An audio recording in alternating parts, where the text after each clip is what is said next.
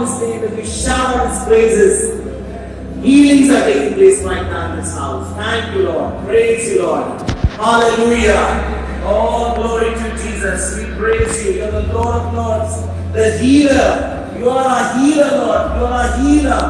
You are the healer of healers. You are the Most High God. Thank you, Jesus. Thank you, Jesus. Thank you, Jesus. Believe it. Believe it as you say, thank Him. Thank Him before. As you receive His touch. As you receive His touch. Thank Him. Thank you for what He's doing right now in your life. Hallelujah. Thank you, Jesus.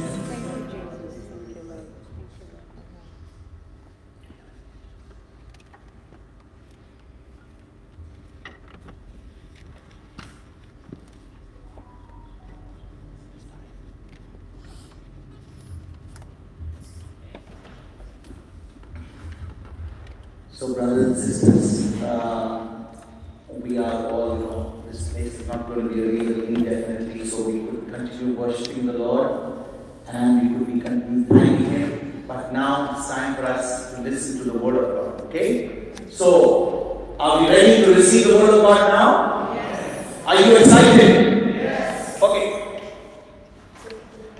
What I want to ask you, brothers and sisters, if you come to this place, okay, this place, without any expectation, are you going to go back the same or without anything? How many of you have come to this place with some expectation? Only just a few hands? I was expecting every hand to come here because you know why? If you believe tonight that God has brought you to this place, not because you just want to have some activity, just some praise and worship, listen to some word and go back the same. No. Have that expectation in your heart. When you go out of this place, you will not go out the same. Amen? Because you know what? If you encounter the living Christ today in this place, you encounter His Word, you understand His Word, I promise you, when you go out, you're going to go out with great excitement, with great joy, because the Lord of Lords and the King of Kings wants you to live a life not the way many of us are living. Is that true? Are we living the full life that God has given and expected us to live? Are we worried about prices? Are we worried about our jobs? Are we worried about our families? Are we worried about our finances?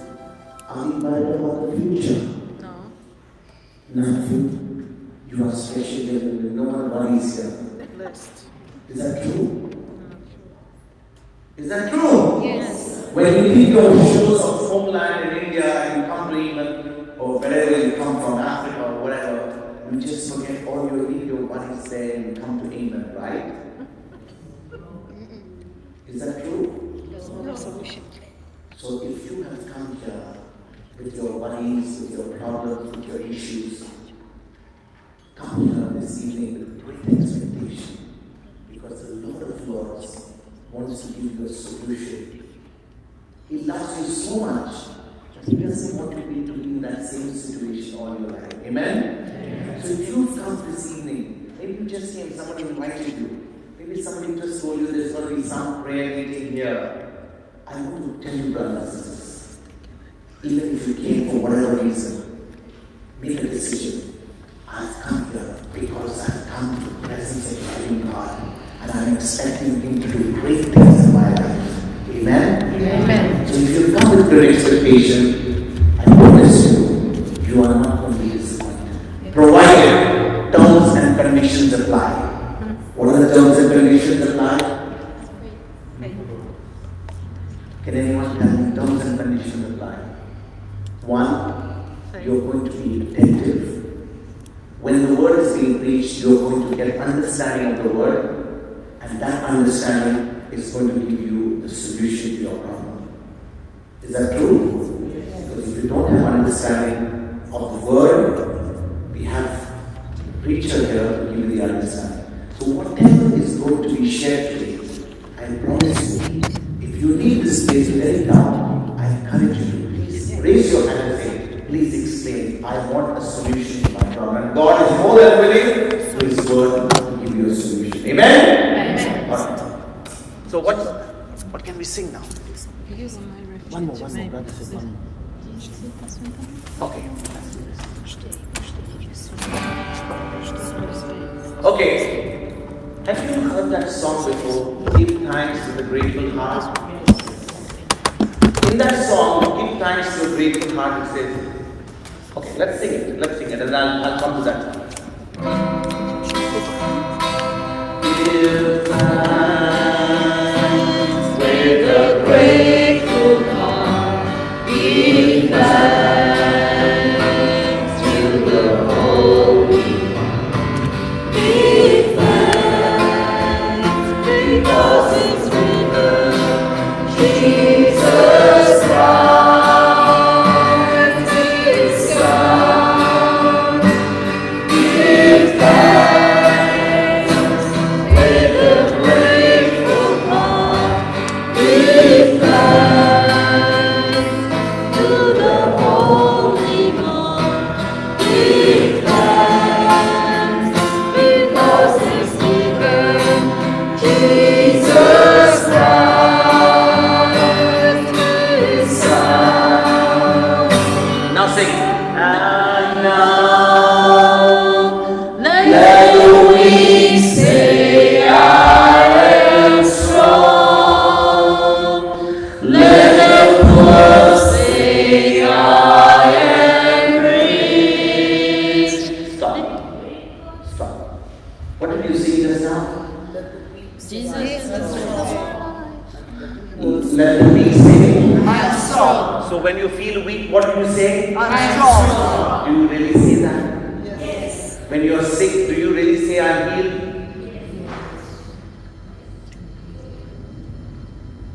Do you say when you are sick, do you say you are sick? I'm healed. Yeah. Brother, let's go home. Because everyone here who sick says they are not sick, they say they are healed. Is that true? What do we say? I'm sick. You say you are sick, right? But what does the word say? Sometimes I even say God gave me. Sometimes I even say God is the one who is giving me this sickness. How many of you believe that God has given you the sickness? That's why we need to say I'm healed.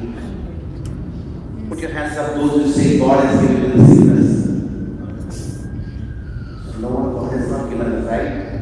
So when we are sick, what do we say? My leg's spinning, I got a headache, I got a toothache, I got this ache, and I got that ache. Is that true? But what are we singing? Let the weak say, I am strong. Let the poor say, I am rich. So are you worried about practicing? No. Are you worried about your job? No. Are you worried about the future? Really? Really? Yes. You're not Really, brother? No one's smiling and telling me that you're not worried. Someone says, you know why your life is so bad? Because you are cursed. What will you say? I am blessed. What will you say? I am blessed. You are blessed. So you are not going to say what you feel. You are going to say what God says about you. Amen. Amen. Let the weak say, I am strong. Let the poor say, I am rich. Let the sick say, I am healed. let the cursed say, I'm blessed. Sure? Yes. Alright. So I'm not going to say anymore because I'm going to call brother to share the word with us. So let's just close our eyes. Loving Father, you have prepared our hearts this afternoon to receive your word. We come this afternoon with great expectations. We come this afternoon knowing that we are coming to you, to the Creator, the Lord of Lords and the King of Kings.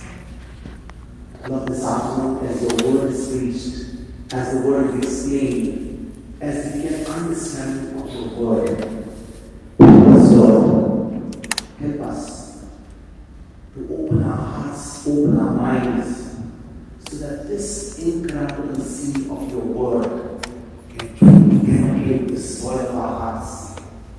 Give us, make this teaching this afternoon easy, simple, and clear to understand, so that, Lord, this word that's preached can truly bear fruit in our life.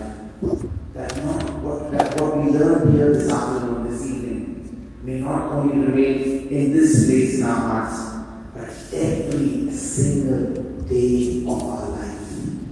And Lord, that this word that you're planting and explaining to the Holy Spirit, training us to live a victorious life.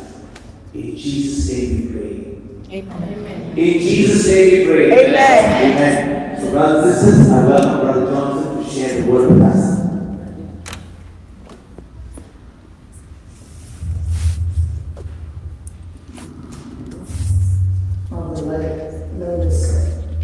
My brother is too tall, right? Hallelujah. Thank you, Jesus. Thank you, Jesus. Praise you, Jesus. Praise you, Jesus. Hallelujah. Hallelujah. Before I share the word, I want to share God's glory, what the Lord did before I came here. Vincent, second page. Hallelujah.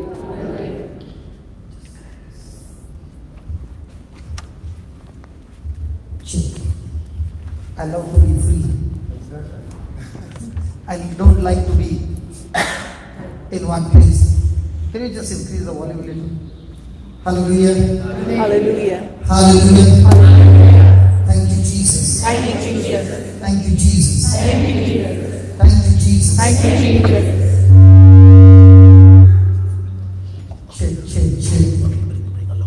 Check. Hallelujah. Hallelujah. Praise the Lord. Praise the Lord. Okay.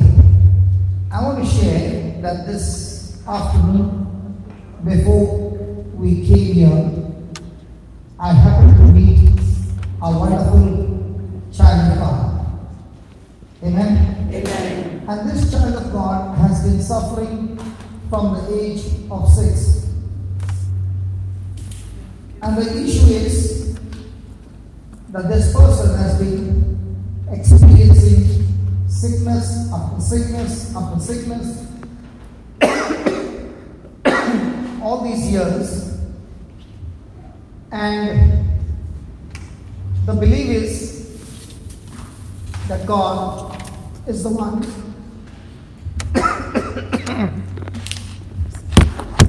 thanks.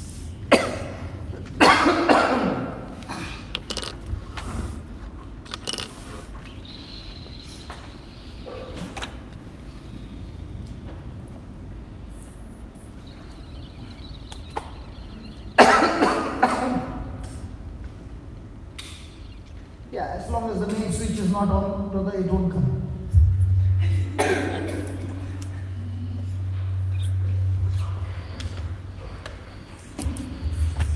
Thank you, Jesus. Thank you, Jesus. So, this sister has been suffering from the age of 6. She had different kinds of sicknesses, and I was very sleepy, and I was sitting. I don't need it. Hallelujah. Hallelujah. So, when she said that I've been suffering from the age of 6 and I've got so much of sickness in my body, I woke up from my sleep. Praise God. And I began to speak to her. I began to share with her the truth. And I said, you have accepted that sickness because the devil, a liar, told you lies and you believed it. But if you believe what the truth says, that sickness will leave you in no time. Are you willing to believe that Jesus said, the thief comes to Steal, destroy, kill, and destroy. and destroy. And how does he do that? The only thing that the devil has is lies.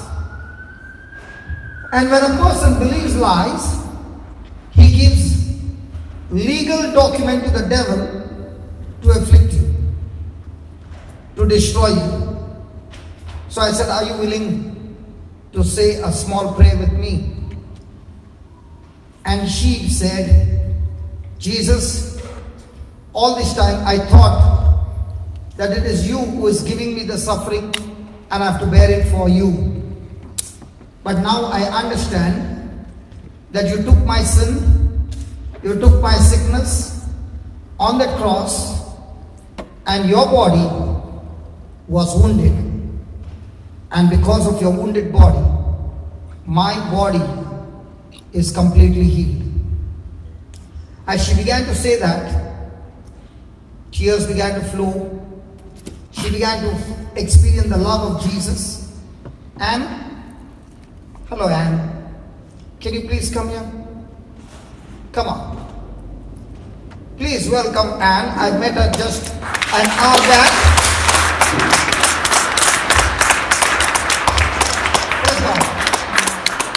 So Anne had been sick from the age of 6, and many sicknesses. A friend, when I told her, look at your friend, what happened? And she lifted her leg. Tell us, how many years you suffered? 46 years. 46 years. You got to speak loudly now. I'm suffering from sickness. No, I'll give you a better mic. I'm sorry. Okay. My name is Anna. I'm coming from Czechoslovakia. Can you hear her? Come on, Anna, you can do better. Yeah. Thank you. Do you hear me? Yes. My name is Anna. I'm from Czechoslovakia. And I come to England in 2004. Can you say loudly? I believe that you're speaking to that person there, not this person. Okay. Okay, yeah. Okay, I'm standing here, you speak to me. Okay, go ahead.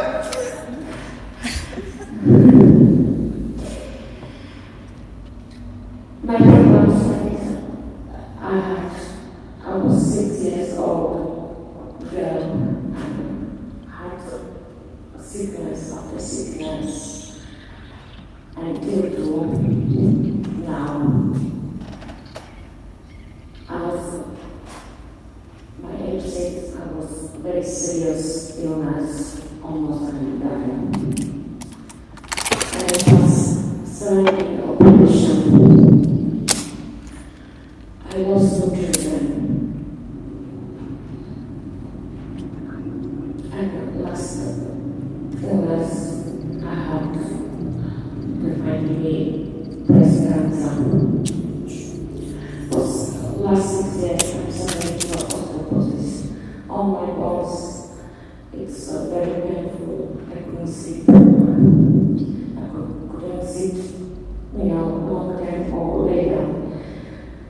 I couldn't even move proper. Stress was very painful for me. And my colleague and my good friends, we met at work, and we started talking, and she introduced me this man. This afternoon, we started chatting, and I told him all my problems. And he held me in my hands and started speaking in my soul. It was so wonderful, and I think so free.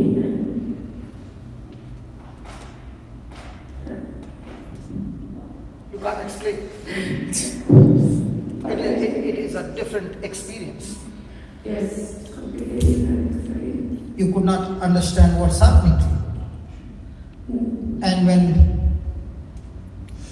you went to sleep with Jesus, yeah, and when you got up, what happened?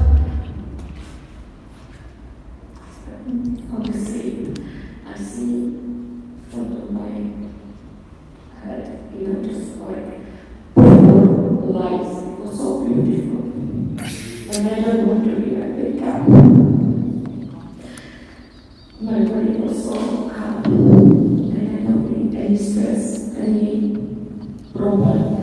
pain, nothing. Now you can lift your leg.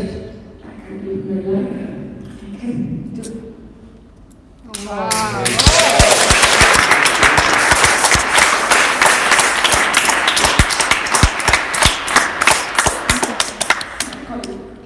My congregation, she knows me very well. For 2 years almost. And she knows we were living together. I was awake. How was difficult for me to sit or stand up and walk and get me. And I couldn't. But when I use steps, I was using my doors. Sorry? I'm using steps. Going to upstairs. Steps. You would go on 4 legs? Like with your hands and legs? Yes. Oh my God. Yeah, if I'm going downstairs, I'm going to backstairs. That's how you would climb the stairs and go down? Yes. Can you climb the stairs? Now, yes.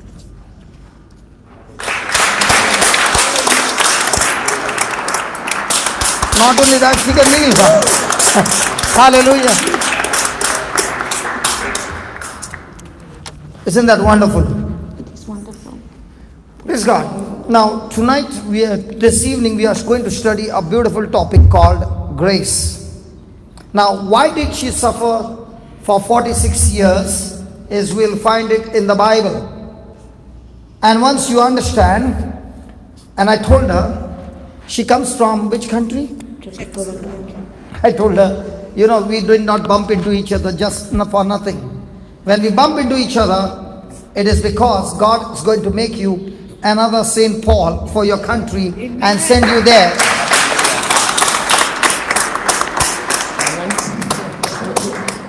Praise God. Hallelujah. Hallelujah. And we just met an hour before. Praise God. So I've come here to tell you, might be your trouble has been for 46 years or 50 years. The devil has really worked hard to keep you as a slave. The moment you understand the truth, he has lost you forever. Amen. Amen? Amen. Thank you so much, Anne. Come on, let's give the Lord a big hand for that. Hallelujah. So let's close our eyes and let's pray and let's ask God to give us the truth. Father, we thank you, we praise you, Lord. You are awesome and awesome are your ways. Thank you for the testimony of Anne. Lord, the lies of the devil had kept her in slavery for all these years. And she even said, I'm a good Catholic, I go to church. Lord, Jesus, the Bible says after your resurrection, you came and met your disciples.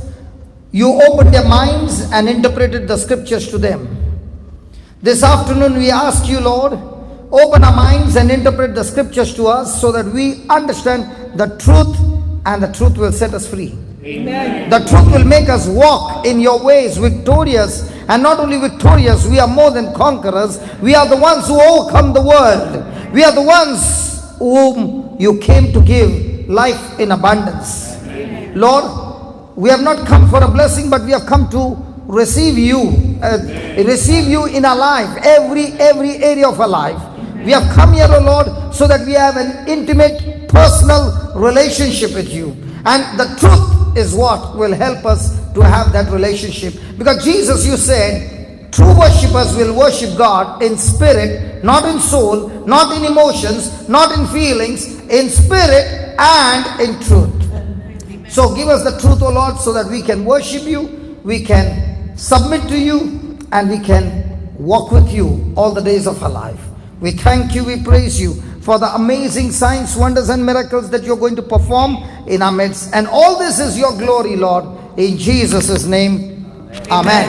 Amen. Amen. Amen. Praise God. Praise the Lord. Hallelujah. Hallelujah. I shared with Anna and I said, Anna, when the Lord touched you and healed you, from today your healing ministry begins. Amen. And we are going to see lots and lots of healings and lots of healings taking place through your hands.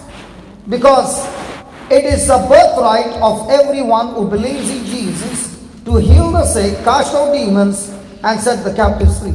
Amen. Hallelujah. So let's study tonight how we can experience this power in our life. Amen. So let's go quickly to Ephesians chapter 2 verse 8.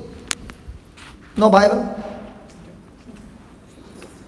No, it's not there on the scripture. Okay, just download eSword. Do you have internet? Just give the hotspot and download that. Hallelujah. So those who have the Bible, can you open your Bible and read Ephesians chapter 2 verse 8? Come on.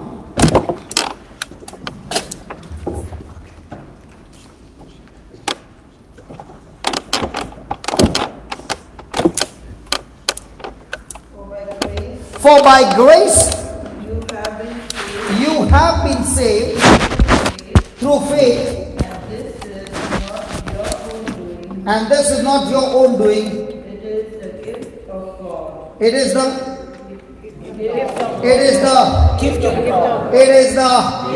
God. Hello, it is the gift of God. Now the Bible says that a person is saved means the person receives freedom from Satan, freedom from the kingdom of darkness. Hell is cancelled by in his life when he responds to grace. So there are two things that brings the manifestation of God's glory. One is grace and one is faith. Grace is something that God does, and faith is something that I do. Hello, again. Grace is something that God does, and faith is something that I do. So please write down the definition of grace, which will help you all the days of your life. Grace is God using His ability, His power on my behalf, even though I don't deserve it. Grace is God using or God making available His power, His ability on my behalf, even though I don't deserve it. Now, she said when she was climbing up the stairs, she would go on her hands and legs to go on top. Now, a person who is going through all this, if the doctor sees her now and she goes up and down the stairs, the first thing he'll say, where did you go for this treatment? And now, to get a kind of healing like this is not natural, but supernatural. So when you understand that God is saying He is always ready to use His power, or ready to make His power, His ability available for you. And it is not making it available for you because you are good, because you are worthy. Even though you are not good, you are unfit, you are failed, yet out of His love, He still makes that power available for you. Is called grace. So in other words, when you read any kind of scripture, any scripture in the New Testament, and that scripture speaks about whatever Jesus did for you on the cross. So every promise of God is called the grace of God. Praise God. Now my question to you is, we all are born Catholics. We are baptized. But the question is, God has made His grace available to us. He is always willing to use His power on our behalf. But the question is, if I do not know His promise, will I know what is available for me? Now Anna said that from the age of 6, she has been suffering with sickness. And all this time she believed God is telling her, I love you so much, and therefore I want you to bear it for me. So I asked her, do you love your children? She said, yeah. So why don't you give your children some of those sicknesses and say, because you love me, bear this sickness? She said, never. Never for my children. So you mean to say, God wants that? No. And if God wants that, that is, people should bear some sickness, then Jesus is going against His Father's will. Because the Father is bringing some sickness in somebody's body, and the Son throughout the day is going and casting out every sickness. They both work in the opposite direction. The Father gives, the Son removes. Hello? Are you listening to me? Yes. Are you hearing? Yes. Jesus said, those who have ears, hear. Those who have eyes, see. Why do you think He said that? He said that because He said, what I'm talking to you is so very important that I want you to understand, pay attention to it, and make the correction in your life. Hallelujah. Hallelujah. Thank you, Jesus. Thank you, Jesus. Thank you, Jesus. Thank you, Jesus. Thank you, Jesus. Thank you, Jesus. So, let's repeat that definition again. God is willing, everybody, to use His power, His ability on my behalf. Even though I don't deserve it. Now, how many of us really believe that God is willing to use His power? Hey, come on. And if you believe that He is willing to use His power on my behalf, then every time you see somebody suffering, you'll be saying, come on, let me go and talk to him, because that power in me, God is always willing to use it on my behalf for others. Is that right? Yes.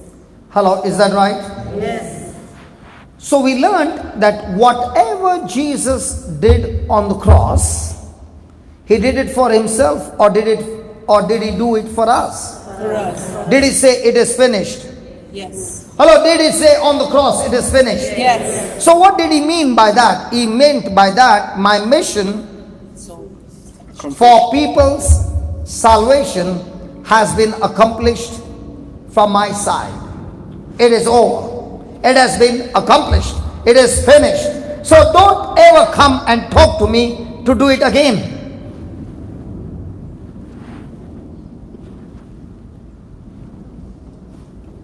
Hello? Did you hear that? yes.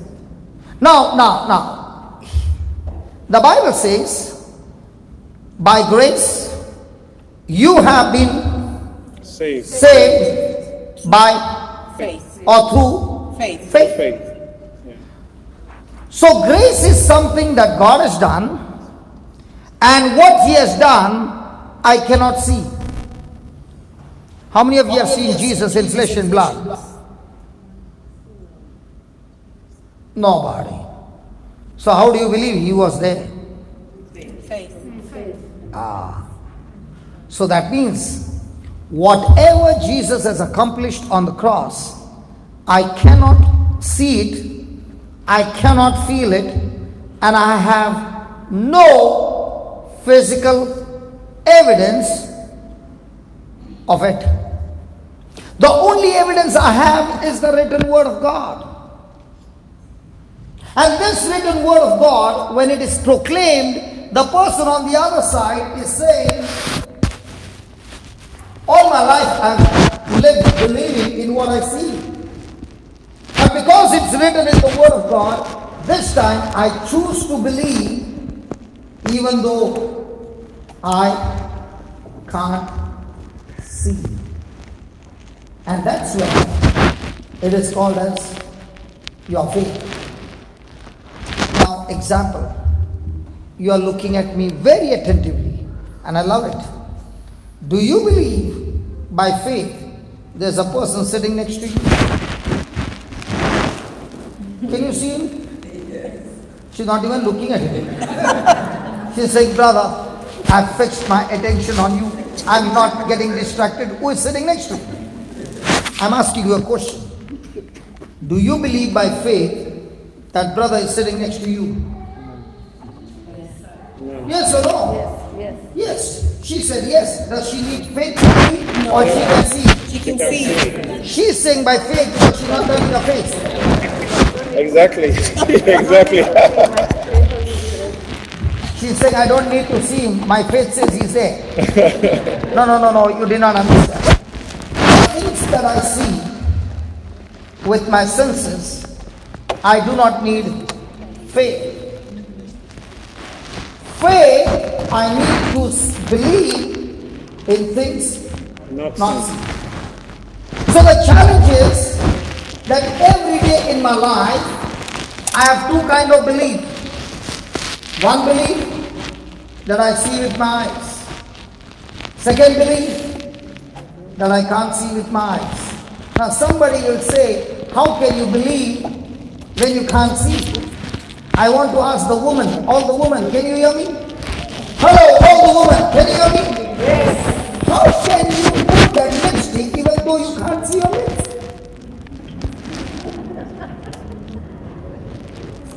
How can you color your face even though you can't see your face?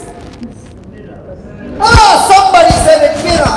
Exactly, mirror. You look into the mirror and you see the reflection and you take the corresponding action. If the mirror shows the lips are here, you don't color it here. Is that right? And we men, do we look?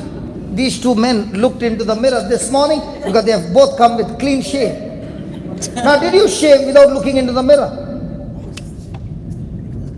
Not possible. How do you know not possible? Because my husband do that. Because your husband looks into the mirror. So whatever your husband does, that's all. And so everything that your husband does is others is impossible. No, all the men are same. All the men are the same. Praise God. Hallelujah. Now this brother did not look into the mirror. No, I didn't.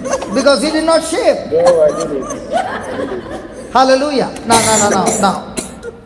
Just as we use the mirror to see my face that I cannot see, in the same way God says, the Bible is my mirror that shows me things not seen. Example, how many of you believe Jesus is here? Nobody. Oh, is Jesus here? Yes. How many of you believe Satan is here? No, I did not say, you did not hear. I said, how many of you say Satan is here? You are saying he's in my heart? You are answering me the first question. I put the second question. Your answer was for the first question, right? Yeah, not for the second one. Okay, how many of you believe Satan is here? And those who lifted your hands, I want to ask you, what makes you think Satan is here? Are you sitting in a church? Yes. Maria? Yes. So, my question to you is Satan here? Yes. How do you say that? Because wherever the word of God is sown, Satan comes to steal. Wow! Can you see that? She gave an answer not because she's saying, I can feel Satan is here. She said, the Bible says, Jesus says, when the seed is being sown, when the word is being preached, Satan comes at once. And why does he come at once? To take the seed away. Why does he come to take the seed away? Because if that seed remains in the person's heart, Satan has lost that person forever. Now, do you know what happened to you, Anna? I spoke the word and I told you that when we eat food with our mouth. And then the food goes inside the stomach, and the stomach starts working and converts the natural food into calories, and your body starts using the food, the calories. In the same way, the person hears and eats the word of God by hearing. And when he hears the word that is being preached, that word is a spiritual food that goes into his spirit, and the spirit converts that food, the spiritual word of God, into a power called faith. Now somebody says, I've got all the time fear, I've got this, I've got that. Listen, if you did not eat the right food, that's why you got fear.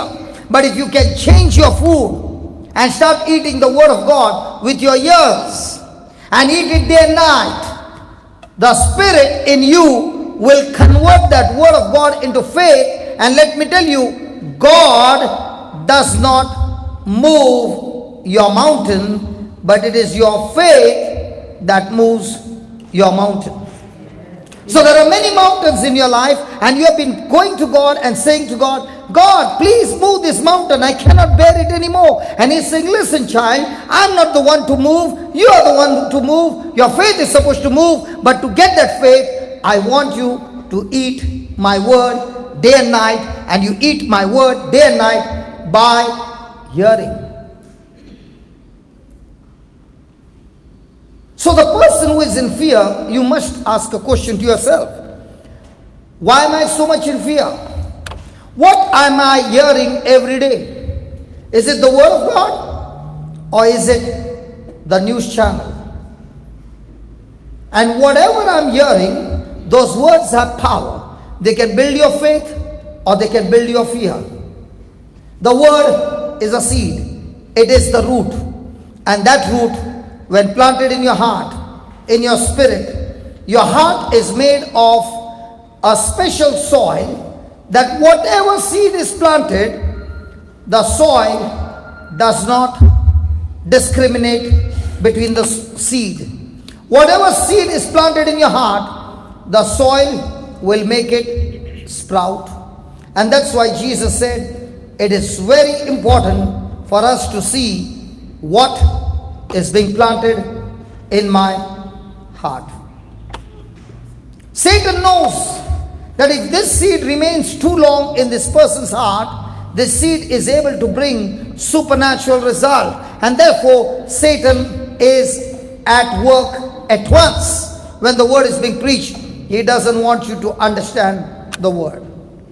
Amen. Amen. Hallelujah. Hallelujah. Hallelujah. Hallelujah. So grace is something that God has finished on the cross, and that grace he has given it to us in a word form.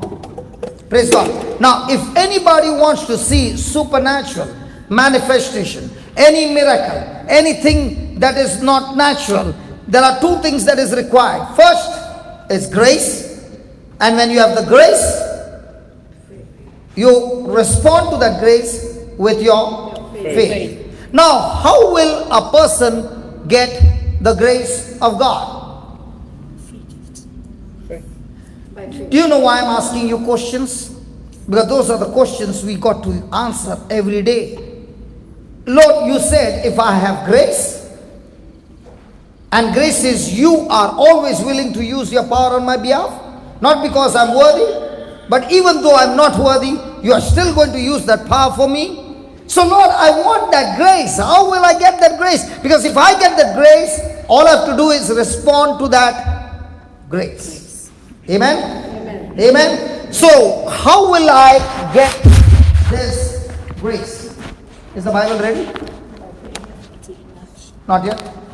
Not downloading? Take the laptop outside, because there might be no signal inside. Hey brother.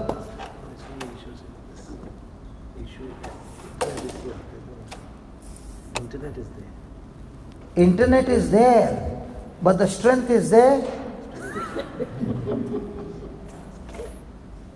Many people are happy because I got the connection. I can see the signal is there. But is the data being downloaded having strength? And if the data is just going buffering, you got to move from that place to go to another place where there's no buffering. And our life is full of buffering. Hello? Yes. Hello? Yes. When our life is full of buffering, you need the grace of God. And what's the grace of God? You need the promise of God. Praise the Lord. Thank you, Jesus. Thank you, Jesus. Thank you, Jesus. Thank you, Jesus. Praise the Lord. Praise the Lord. Now, I asked you a question. How will I get this grace? And how can I multiply this grace? Anybody? Okay, let's look and ask God. God, you said grace is something that you have finished. All I have to do is respond to this grace. So let's go to 2 Peter chapter 1 verse 2.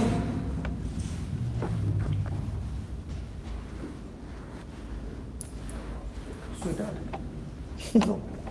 The video is recording, no? Yeah, please read it. May grace and peace be yours. May grace and peace be yours in abundance. In the knowledge of God. When will grace begin to multiply? When will grace begin to flow in you in abundance? When you have. What's your Bible saying, Alan? Through the Lord, grace and peace will be yours in abundance. Through the knowledge of God. Okay, is there any translation where it says grace and peace be multiplied? Yeah, read that. May grace and peace be multiplied to you in the knowledge of God. Now there can come a person who is saying, brother, I have no peace in my life. So please lay your hand on me so that I get some peace.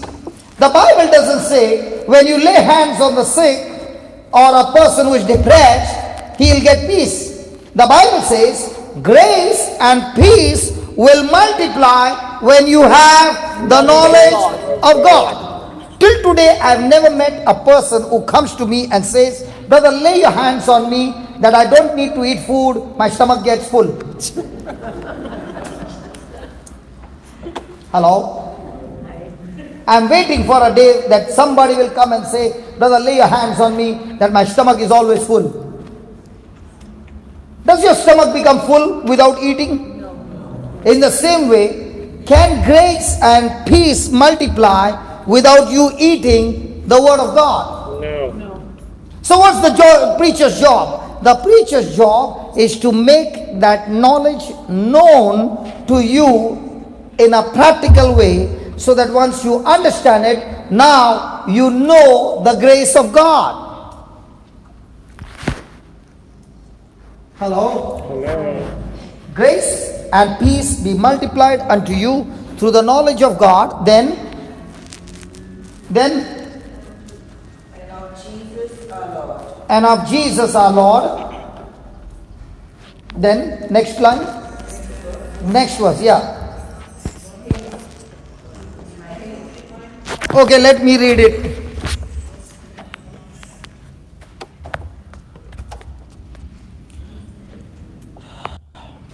My friend, don't get annoyed with me, but I want to ask you how interesting it is when I go to different places. There is always a PowerPoint for songs. But many times, or very few times, I see there's a PowerPoint for the scripture.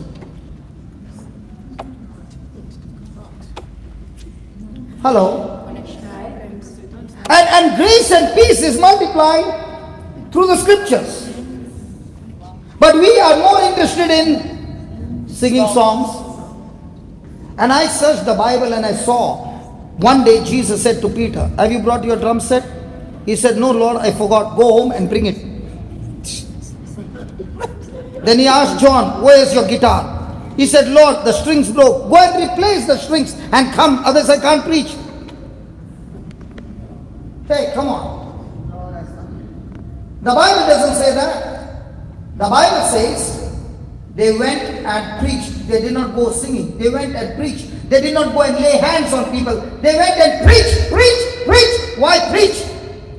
Because by preaching the word of God, the people understand the truth. And the moment they understand the truth, the grace of God is multiplied in their life. Amen. Do you know why Anne got healed?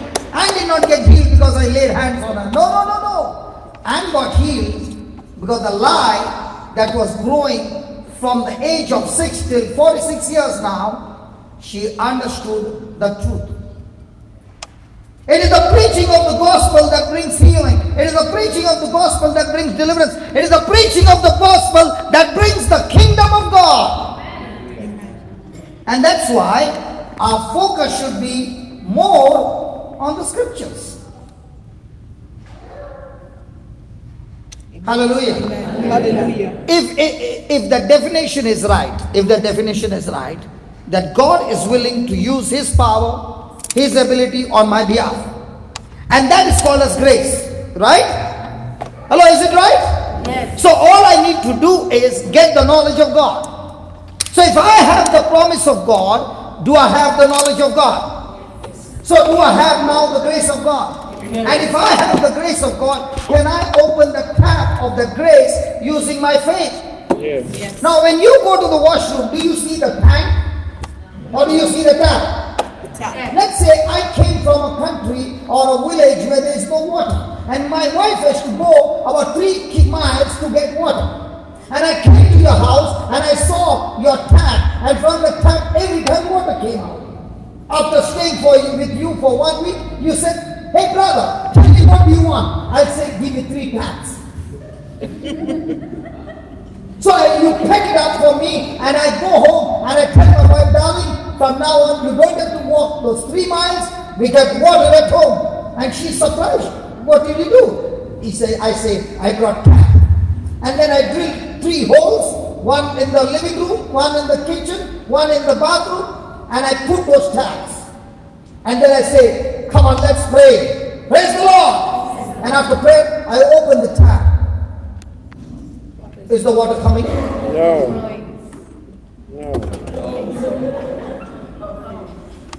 Is the water coming? No. But in your house I saw the same tap and the water came. How come in your house the water is coming? Because the pipe is concealed. I cannot see it.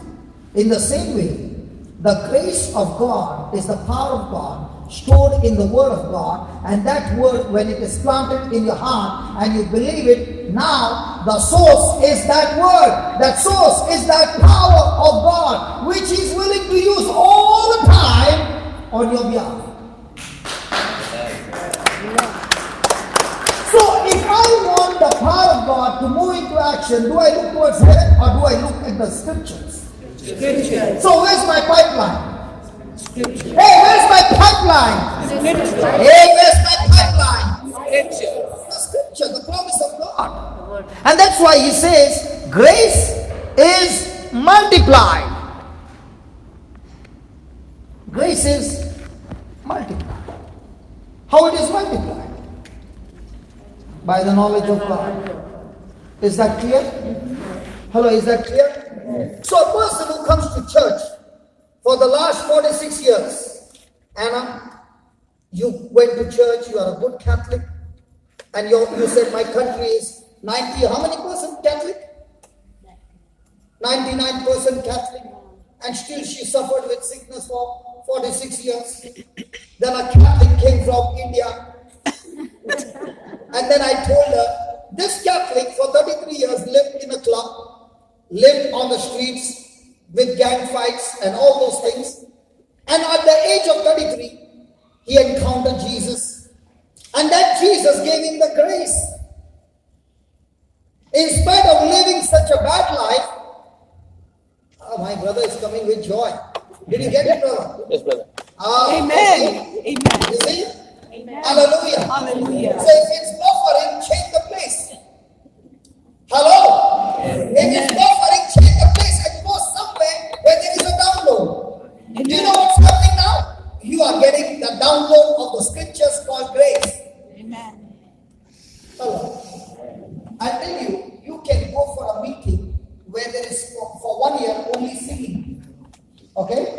And there's another person who goes to a place where there is preaching of the word of God and the knowledge of God and the grace of God is practically preached and taught. The person who is going for the last 1 year in singing will still be the same. If you have a problem, I can come. Hello? Oh, everybody's looking behind. They are not interested in me now. Hello? Are you listening? Yes. Whenever you come to church, the first thing you are saying is, Lord, give me the truth. And when you give me the truth, oh, thank you, Holy Spirit, thank you. How many of you know a dog called a bulldog? No dogs. I understand in UK, every dog I saw was so small it can go in my pocket. But in my country, we don't keep small dogs, we keep big dogs. What about in Africa? The small ones? No. The big dogs. I don't know why in UK, most of the dogs are so small, they can go in your pocket. Pets. Different purposes. For different purposes. Click on B on the top, B. Okay. near the head. B. Yeah, I'll take this way. Just down. Yeah, that's it. Click. Good. Go on the option. Click. Go on the font. Click. Go to 28. It's 28.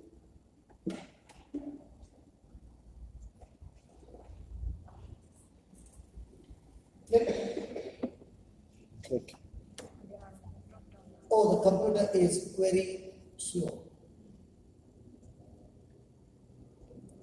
Not clicking.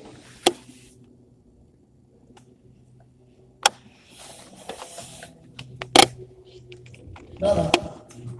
Hey, brother. Yeah. Please.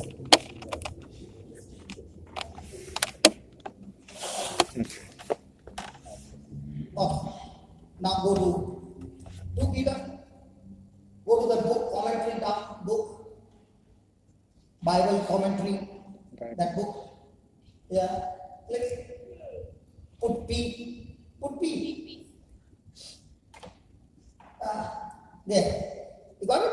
2 Peter 1 verse 1. Now, why is it that I could tell him all these instructions? Because I've been using this software. But do you think I was born like this? No. So in the same way, a person who is using the software called the Bible every day in his life, grace is multiplying. Confidence is increasing.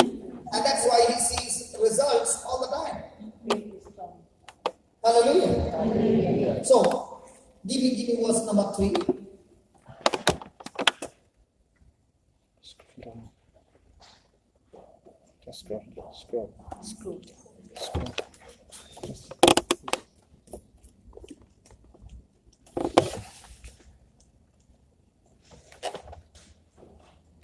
That's it. Yeah. Can you all read it, please? According as his divine power. As his divine Power. As his divine power. What is that power? That's called grace. That's called grace. So according to his divine power called grace, what is it? Has given us. So who has given you all things? God. Grace. Through grace, you have been given Hello, is he All going to things. give or he has given you? Has given us already. Hello, he is going to give you. Given us already.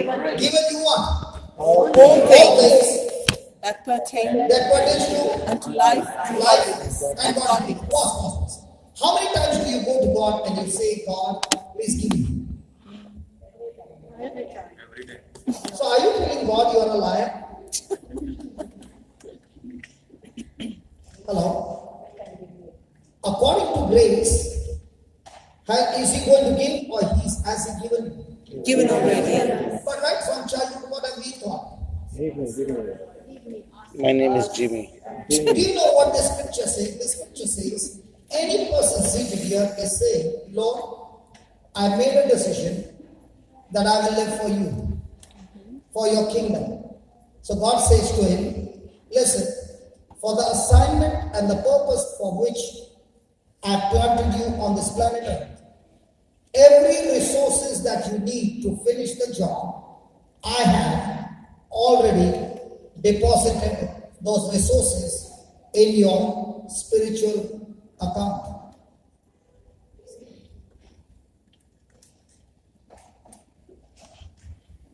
And if a person truly believes the scripture, will he ever get worried from where the resources will come? No. Why not? Because it's in the deposit. How many of you got worried to withdraw from the deposit of your account? Anybody gets worried when the balance is on the credit side? You get worried? Why do you get worried? If you got 50,000 pounds in your account, will you get worried to withdraw 10,000? Then why did you say yes? Are you trying to confuse me, brother? Or is it in Africa they get worried all the time? Praise God. That is called as grace. I now know and now understand, Lord, if you have called me on a ministry, if you have called me for any kind of assignment, I do not have to worry because it's all deposited in my account. Now, isn't that great news? Yes. Hello, isn't that the great news? Yes. Not at all. What is the use when somebody says there's a big property that belongs to your ancestor and it belongs to you? But it doesn't show you which property, neither does it show you the document. Every time you're searching, there's a property, but I don't know where. A time comes when they lower you into the grave and you had the desire that the property belonged to you, but you don't know where. Hello? So what's the use? What's the use when you have an account where there is a lot of money, but you are caught up in some place and somebody flipped your purse and now you don't have a credit card with you? How will you withdraw the cash? Are you understanding what I'm saying? Yeah. So what is very important is first to know there's a deposit, and second, how to withdraw from the deposit. Amen? Amen. And once you learn how to withdraw, now are you going to stretch your neck from where it's going to come, or are you going to go to the bank of heaven and withdraw it? Which bank do you want to withdraw? There's a bank on earth and there's a bank in heaven. Now God is talking about the bank account in heaven. And I've come here to teach you how to withdraw from there so that you will never ever be broken a single day in your life. Hallelujah. Hallelujah. Thank you, Jesus. Thank you, Jesus. Can we read that again? His divine power has given unto us all things that pertain to life and godliness. Through To the knowledge of Him. So how will you know what's in the deposit? In the knowledge. How will you know it's in the deposit? Knowledge of Jesus. Okay, is there any Catholic or a Christian here who has got two hands? A few days back, somebody started laughing. And I told that person who was laughing, I prove to you that you don't have hands. And he looked at me. And then he said, brother, after 58 years, I discovered I got hands. Now, did you hear that? Amen? Yes. That was the first. Now, Alan, according to you, how many people seated here? I'm only asking the percentage. How many people seated here are Catholics, Christians, believing in Jesus, but having no hands? According to you, what would be your statistics? I would say 95% will have hands. 95% have no hands. Can I prove to you? Are you a nun? No. Okay, because I.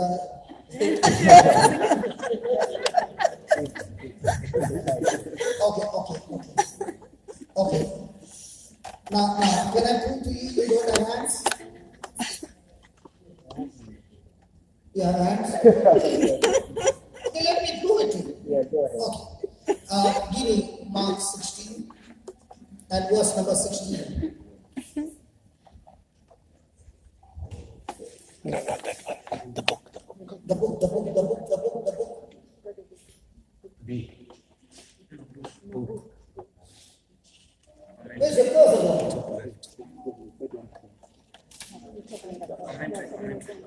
The book. There you got the book. Praise God. One more time. Praise one more time. God bless one more. There you got Mark. Okay. Mark 16. Verse 16. I did not know I'm supposed to come here and teach how to operate the bus. Hey, I thought I'm coming here to preach the word. Oh.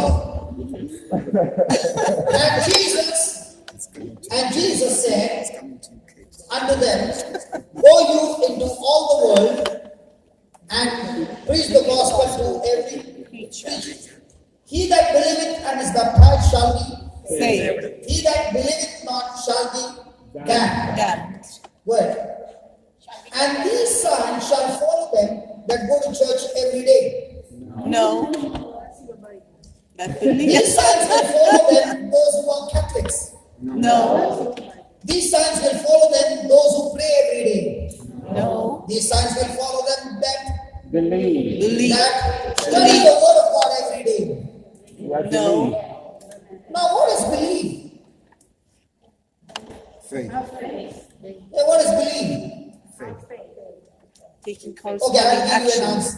I'll give you a hint. I won't give you an answer. I'll give you a hint. A person who has faith believes. A person who has fear believes. Now, what is believe? I give you a hint. Did I give you a hint or did I confuse you? Yes, we did. What's believe? In God. Sure. Believing in God. Certain. In the Word.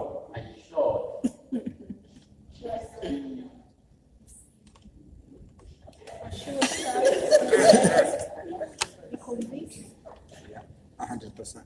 Be convinced. Having an assurance. How come only the people from Africa are speaking? Taking action. The others? The poets?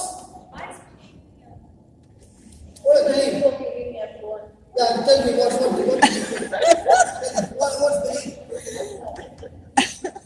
I said a person who has fear also believes. Yes. Believes in fear. Response to the message. That's the definition you're telling me about belief. You meet me after the class. After so many years of doing this, you are giving me this definition. I'll see you after the class.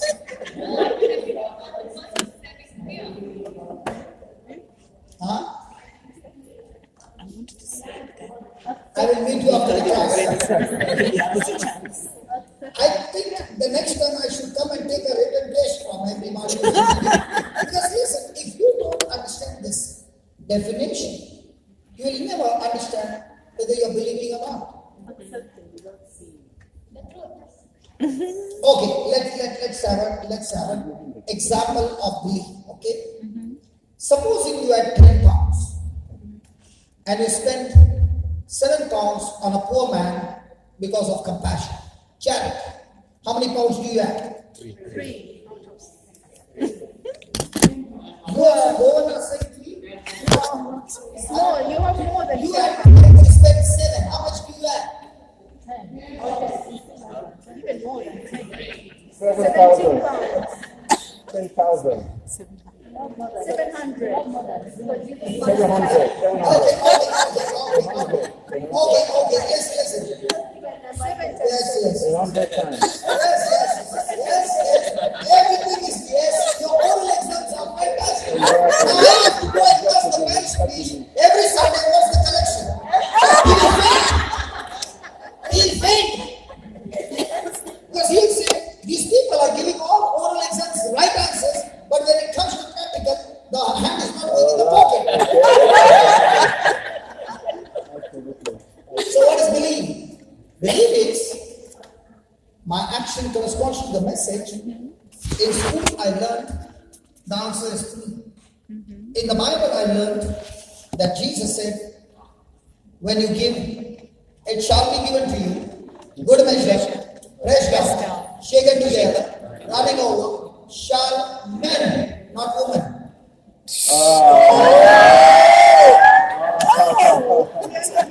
You want me to show you? You want me to show you? Okay, hey, come on. Put that. Chapter 6. Okay. Press L. Luke 6. 38.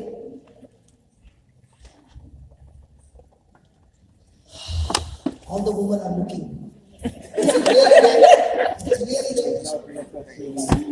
Okay, put that. 38.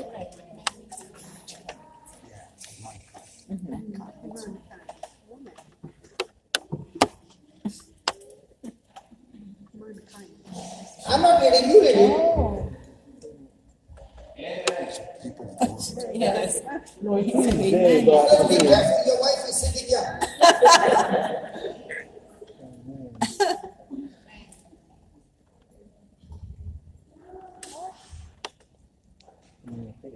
Men came from women, so women. All the women are looking at me and saying, is it given that men? Yes. But It is given men because woman came from men. amen. So when it says men, the woman is included with the men. Okay? So don't think that it is only for men. No woman, no cry. Okay? Is that clear? Let's go to the next one. Go back to Mark. Put an arrow on the top. The side of the book there is an arrow. Right of the book. There. Click one more time. There.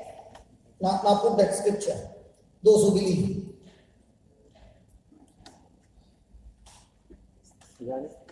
Yeah, 17. Yeah. Read it, please. And these signs shall follow them that believe. Pause. Now when he said believe, did he say believe 3 or 700? Maybe 700. So I can believe what my eyes are seeing. He's not talking about that belief. He's talking about when Jesus said a scripture, do I take a corresponding action? Yes. That kind of belief, there will always be signs following them. So did he say you got to pray for signs to follow you, or you got to only believe and signs will follow you? So most of the time, what are we saying? We are praying, God, please let there be signs and wonders. He's saying, hey, listen, you're going wrong. You believe signs and wonders will Follow. How many of you prayed when you were walking in the sunlight, not let the shadow follow me? Hello? Has anybody ever prayed? No. What about the woman? You always pray for the shadow to follow you. When you are in sunlight, do you need to pray or the shadow will follow you? Yeah, it's shadow. In the same way, you don't need to pray for the healing and signs and wonders. When you believe in Jesus, that believing will make that healing come behind you. But nobody liked that. Okay, forget it. Whether you like it or not, it's still believe. Okay? In my name shall they cast out devils. So who is supposed to be scared of whom? The devil. The devil is supposed to be scared of us. Of us. But who is scared of whom? You are scared?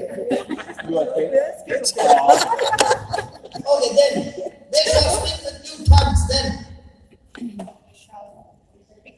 if they take up serpent and if they drink any deadly thing, they shall not hurt them. So if somebody is saying, I'm going to put a spell on you, I'm going to curse you, I'm going to do some occult witchcraft on you. Now, what's the Bible say? They shall not hurt. But how many people get scared? If a next door neighbor puts for 1 week a lime and 3 chilies outside your door, it's enough. People in that house will fall sick.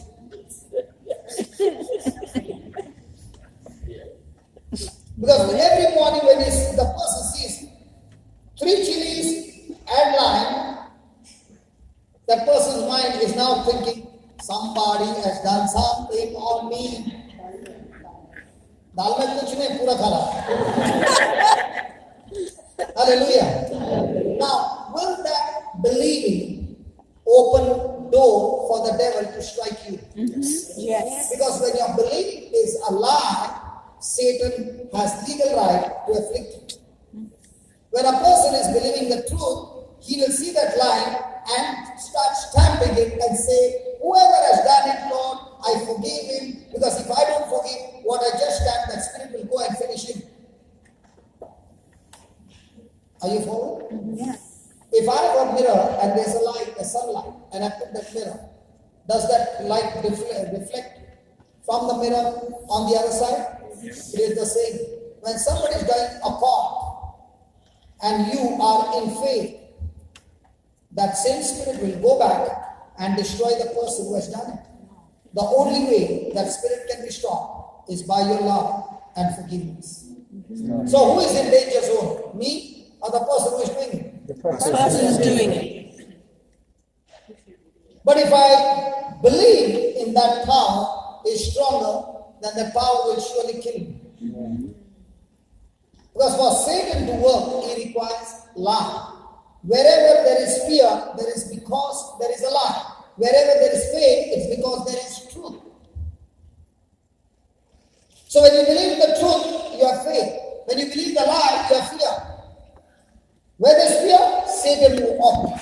Where there is faith, God operates. So who's got the ignition key? We. So your future is in whose hand? Our hands. And all these years, what were you saying? God. Now what do you say? Good. Praise God. Praise God. Hallelujah. So let's say you went to play football and you were just a new player and you came back defeated. Does that mean you will be defeated all your life? No. If you go to the good coach and he coaches you, can you play that match? Yes. Who do you think your coach is? I don't know about you. My coach is Jesus. Jesus. Hey, I'm telling you, my coach is Jesus. And it tells me the strategy from the Bible. So the devil wants to play the match giving lies, and Jesus is saying, play the same match using the truth.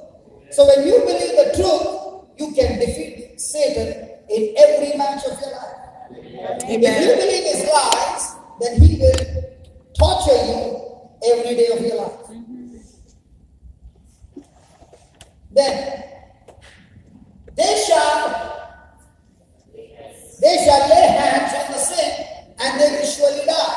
And they shall recover. Why are you not laying hands? When was the last time you laid hands on the sick? I'm talking to you.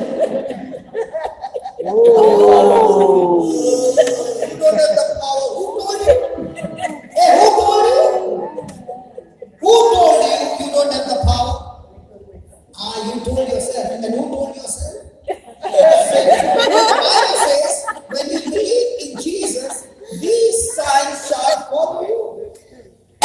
When you believe in Jesus, okay, how many of you are here who is actually really breathing oxygen? All of us. Oh, praise God. Now, is it natural for you to breathe oxygen? Yes. In the same way, it is natural for the person who believes in Jesus to heal the sick. Amen. But the problem is, you are saying, let me feel the power. Oh my God, whoa, he's come. Holy Ghost is there. My hands are shaking. Come, anybody. Stop quickly. I can lay hands on you. That's the biggest plan. Whether my hand shakes or my head goes up, it does not matter. When Jesus said, you believe in my word, signs and wonders will follow you, it means every day when I walk with Jesus, signs and wonders are following me. I don't have to call them, come. When I lay hands on the sick, my job is to lay hands, his job is to heal. Amen. Do you have hands? Yes. Then why did you lay hands? Because you've never been.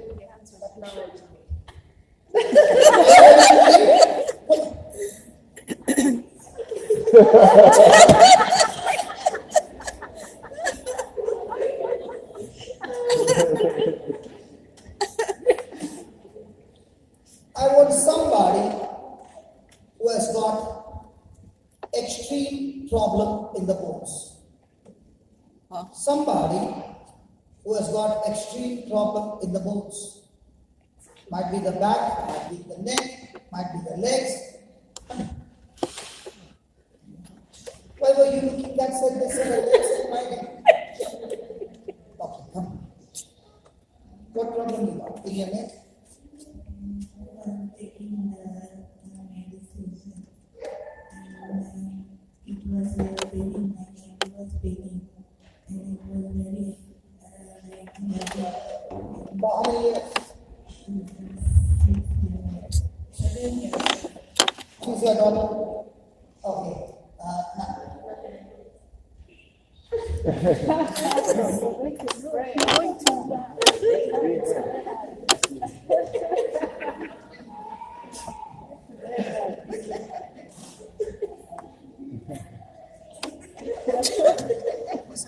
Do you believe in Jesus?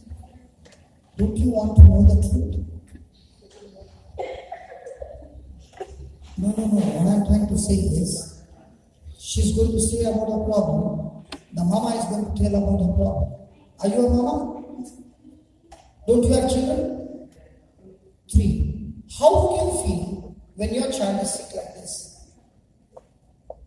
Is it going to hurt you? And I'm here to teach you how you can heal a baby. So the next time when your baby calls up from somewhere and says, Mama, I'm sick, you will say, hey baby, don't worry. I've got my hands anointed and I'll fix you up. Amen.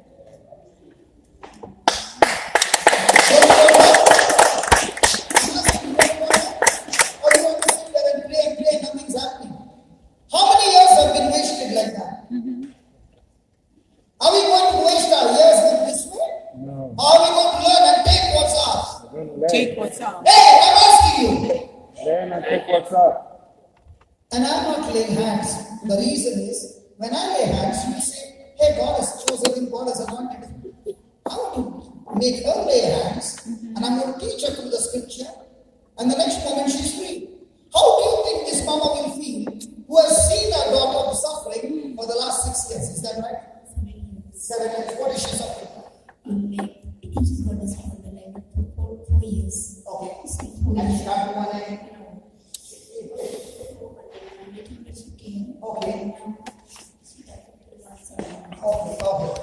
Okay. So do you doctor? Don't you feel the heart compassion? When I saw Anne, I was sleeping, believe me. And when she said that, I got up from my seat. Because when you see your fellow brother, your fellow sister suffering, And you know what power you're carrying. Don't you want to use the power for somebody? Now this power is in you, but you do not understand. Now to prove to you, I will show you. Are you willing? Are you willing? Okay. I want to show you an example. Can you see over there that this wire has been fixed to the main plug? Then from there to here, then from here to here, and the light is on. Did you see that? When that switch is off, can this light be on? When you do not believe that you have switched off the switch, that's why the light is not on. Okay? Now when I'm going to teach you the scriptures, you yourself have put the light on, the current on, the switch on. You don't have to worry. Keep the switch on. The Lord will do the rest. It's a deal. Amen. Okay? Amen. I like the smile. Praise God. Thank God. We became friends now. Hold on. Hold on. Now why am I asking you to hold on? The same current flowing. So the grace of God. Now you know what is he saying? He's saying, when you believe and you lay hands on the sick, they shall die. They shall die. Recover. Not die. They shall be healed. Correct? So are you going to do what he told you? Or are you going to do that I don't have the power? Correct? Now close your eyes, concentrate and say these words. You close your eyes and your neck will be totally set free. That's it. Lord Jesus. Lord Jesus, Please forgive me. please forgive me. All these years, All these years, I came to you, I came to you, but I never concentrated but I never concentrated on your word. on your word. I did not believe your word. I did not believe your word. You said, You said, you have given me the power you have given me the power and the authority and the authority to trample down to trample down snakes and scorpions snakes and scorpions and to overcome and to overcome all the powers of the enemy. all the powers of the enemy. Lord Jesus, Lord Jesus, it is my own unbelief it is my own unbelief that I never exercised my faith. that I never exercised my faith. Your promise Your promise is the grace of God. is the grace of God. I am saved I'm saved by your grace by your grace through my faith. through my faith. So Lord Jesus, So Lord Jesus, whatever you say whatever you say is your grace. is your grace. You are always willing You're always willing to use your to power, use your power, your ability your ability on my behalf, even though I don't deserve I it. don't deserve it. You said, You said, when I believe in when you, I believe in you, I shall cast I out shall demons. cast out demons. I shall lay hands on the sick, I shall lay hands on the sick, and they shall recover. and they shall recover. So Lord Jesus, So Lord Jesus, believing in this word, believing in this word, I am now talking I am now talking to the spirit of infirmity. to the spirit of infirmity, You spirit of infirmity, you spirit of infirmity. in the name of Jesus, In the name of Jesus, I am talking to you. I'm talking to you. You spirit of spondylosis, The spirit of spondylosis, I am talking to you. I'm talking to you. I bind you, I bind you, I curse you, I curse you, I rebuke you, I rebuke you, and I cast you out of her body. and I cast you out of her body. Get out of her body now.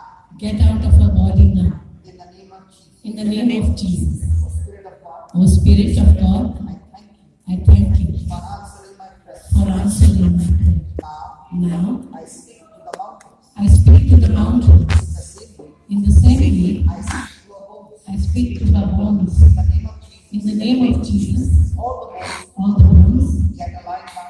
that are lying now, Go back to your right position. go back to your right position. The nerves, The nerves, tendons, tendons, ligaments, ligaments, cartilages, cartilages be recreated, be recreated, reconstructed right now. right now. In the name In the name of Jesus, be loose. every pain be gone. Every pain be gone. In Jesus' name. Thank you, Lord. Thank you, Lord. You have finished it. We are finished. It is done. It is done. In Jesus' name. Hey, Mama.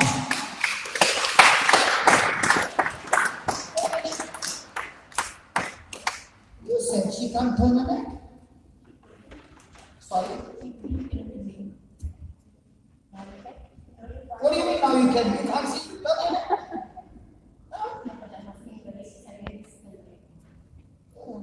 The problem is, this is so easy. After doing also, you can't believe it. The reason is because it's so easy that it finds it difficult to believe. How can it happen so soon? Come on, turn your head. Faster.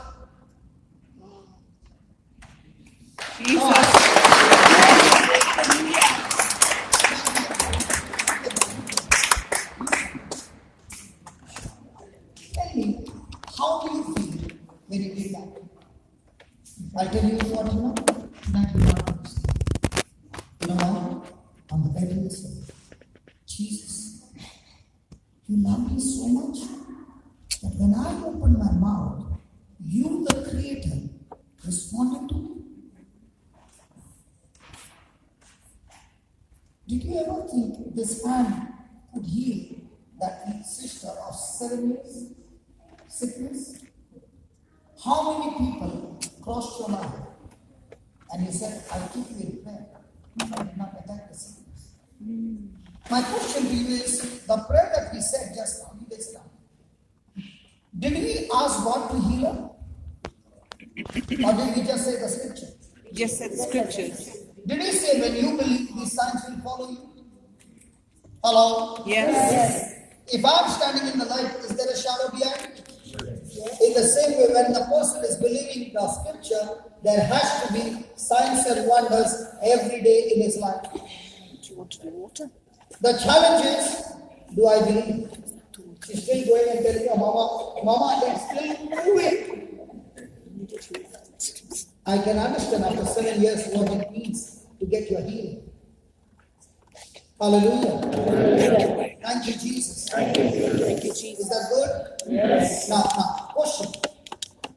Did she get, come on, look here.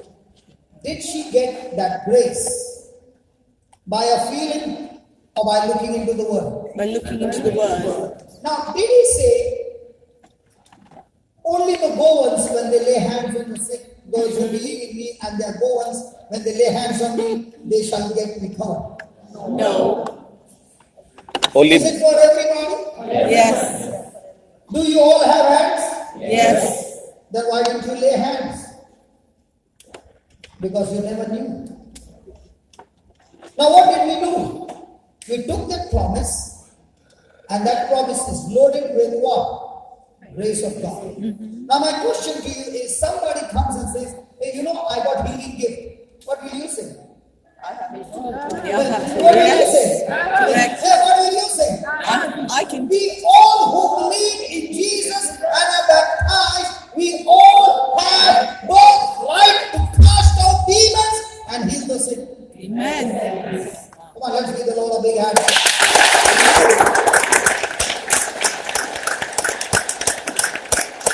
Now what did we do? Did we use grace? Did we use grace? Come on. And did she respond with the faith? Yes. Was she responding before? No. She was saying, I'll go and sit. That's not for me. That's not for me. But what did I say? No, you stay here. Are we using grace every day? Or grace is getting wasted? Wasted. Getting wasted. And when grace is wasted, are we going to see any change in our life? Hallelujah. Hallelujah. Thank you, Jesus. Thank you, Jesus. Can you please write down what we learned?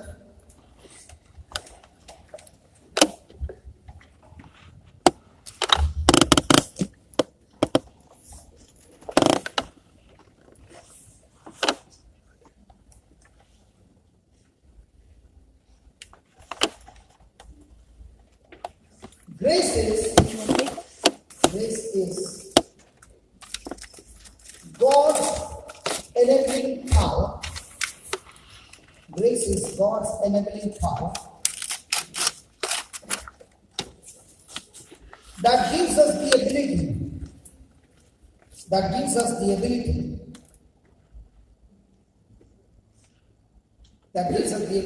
To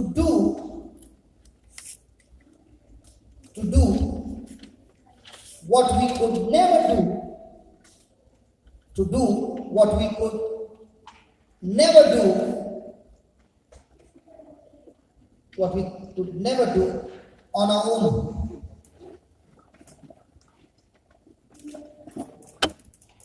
Can you read it, please? Grace is God's enabling power that gives us the ability to do what we could never do on our own. Now, an example. No, see, I'm not pointing finger to you, precious sister. Listen, please.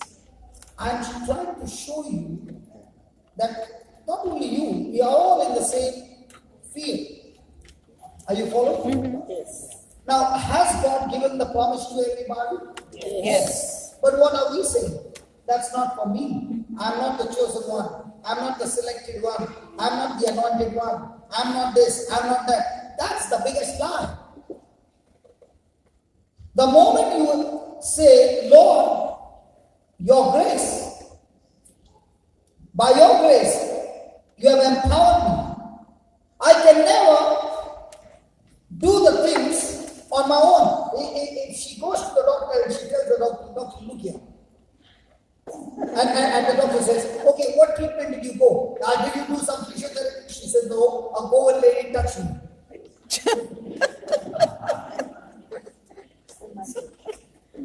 The doctor might fail.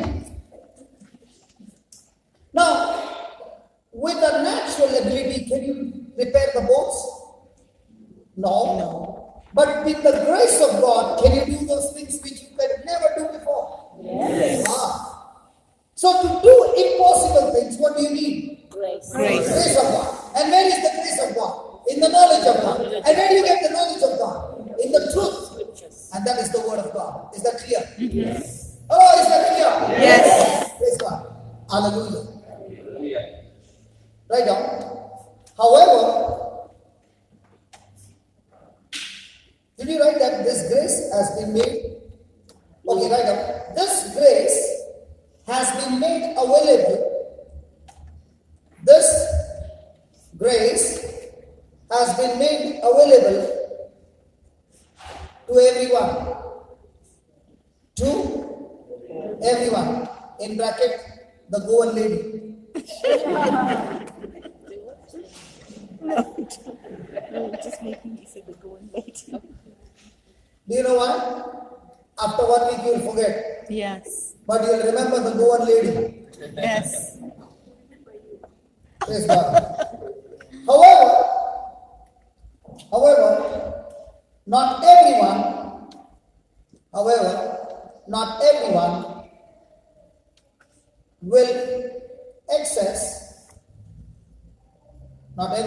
will access this power or use this power because why? Somebody complete the following. Why? Because it takes faith to do it. Because it takes faith to do it. Now, finish? Now look here. Is our faith based on the feeling? No. I can guarantee you, when she was saying that prayer, she would have not felt anything. A hand did not shake, a hair did not go up, nothing happened. But what was she believing? Scripture. The scripture. She was believing the scripture. So is the faith depending on my feeling, or is that faith depending on what the scripture says? And what the scripture says. Now, why are people not doing those things? Because you do not know the scripture. Knowledge is there. Now let me ask you, haven't you read that before? Haven't you read the scripture before? But sometimes you forget. Okay.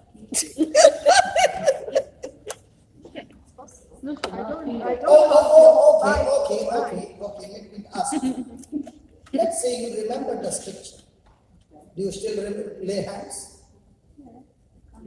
You know, it is not only faith. There's one more thing that is needed with faith. Confidence. And when I asked the Lord, what is confidence, Lord? he said, just like a man and a woman, they get married. The man wants a child, the woman says no. So unless they both come together physically, there's going to be no conception. Is that right? Yeah. Come on, is that right? Yes. In the same way, faith and confidence, when they come together, that's when grace gets into action. I called her. She came. But when she saw all of you, she backed up. Why? Confidence began to waver. Is that right? Come on. We are all learning. And it was the first time. And that too, not a small one, big one. You are nervous. Now, if you do this 20 times of 20 different people, will you be nervous? No. Were you nervous when you first made the first chapati of your life? Yes. Okay. Now, are you nervous when you make 50 chapatis? No, because that's how you are seeing this way. Confidence. So confidence comes from what? Practice. So the more you believe, the more you practice, the more you see. So is this grace available to everybody? Yes. So has God chosen you, or is God going to choose you? Chosen. So is He going to give you more power? Yes. No.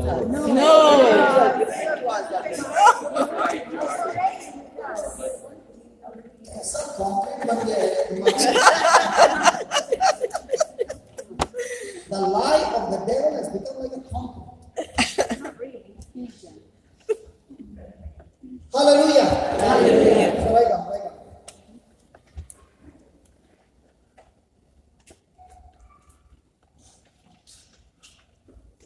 2 Peter chapter 1 verse 3.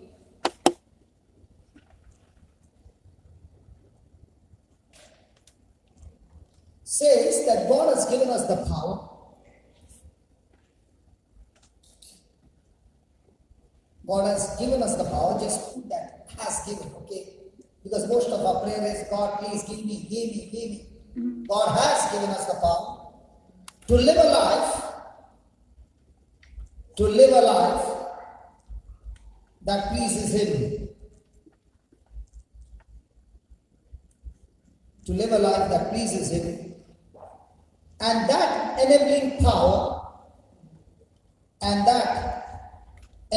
power is called grace.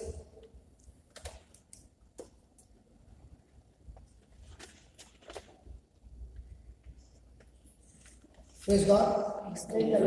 Now, let me explain to you. When you read that scripture, unless the Spirit of God gives you the understanding, can you believe? No. So when you fellowship with the Holy Spirit and you're seeking the Lord, seeking the truth, the Holy Spirit will now give you the belief. Without the Holy Spirit, you can't get the belief. Because a natural man, a natural person, can never understand spiritual things. It is only when the Holy Spirit comes into you, He helps you to understand spiritual things. So once He helps you to understand spiritual things, God now expects from you that you will respond to that understanding with your corresponding action. That's why the Bible says, the only thing that a person can please God is by faith. So when God gives you the grace, that means He gives you the promise, He through the Holy Spirit also gives you the understanding of the promise. And when you are fellowshipping and submitting to Him, He will take you into a journey of deeper and deeper relationship where He will share with you more and more truths from the scriptures. And the more you submit and the more you operate and more you cooperate, now He will give you more and more of that faith. Now He will not only give you victory in one area, but one by one He will take over every area and give you victory over victory over victory. Amen. Amen. Amen. Amen. So we are natural people using our natural senses in situations. But God will take you from there and show you the spiritual things through the Holy Spirit. And now He will also help you to move into a corresponding action. And when you move into a corresponding action, your life begins to become supernatural. Right on? Only grace gives us the power. Only grace gives us the power to overcome our shortcomings. Only grace gives us the power to overcome our shortcomings once and for all.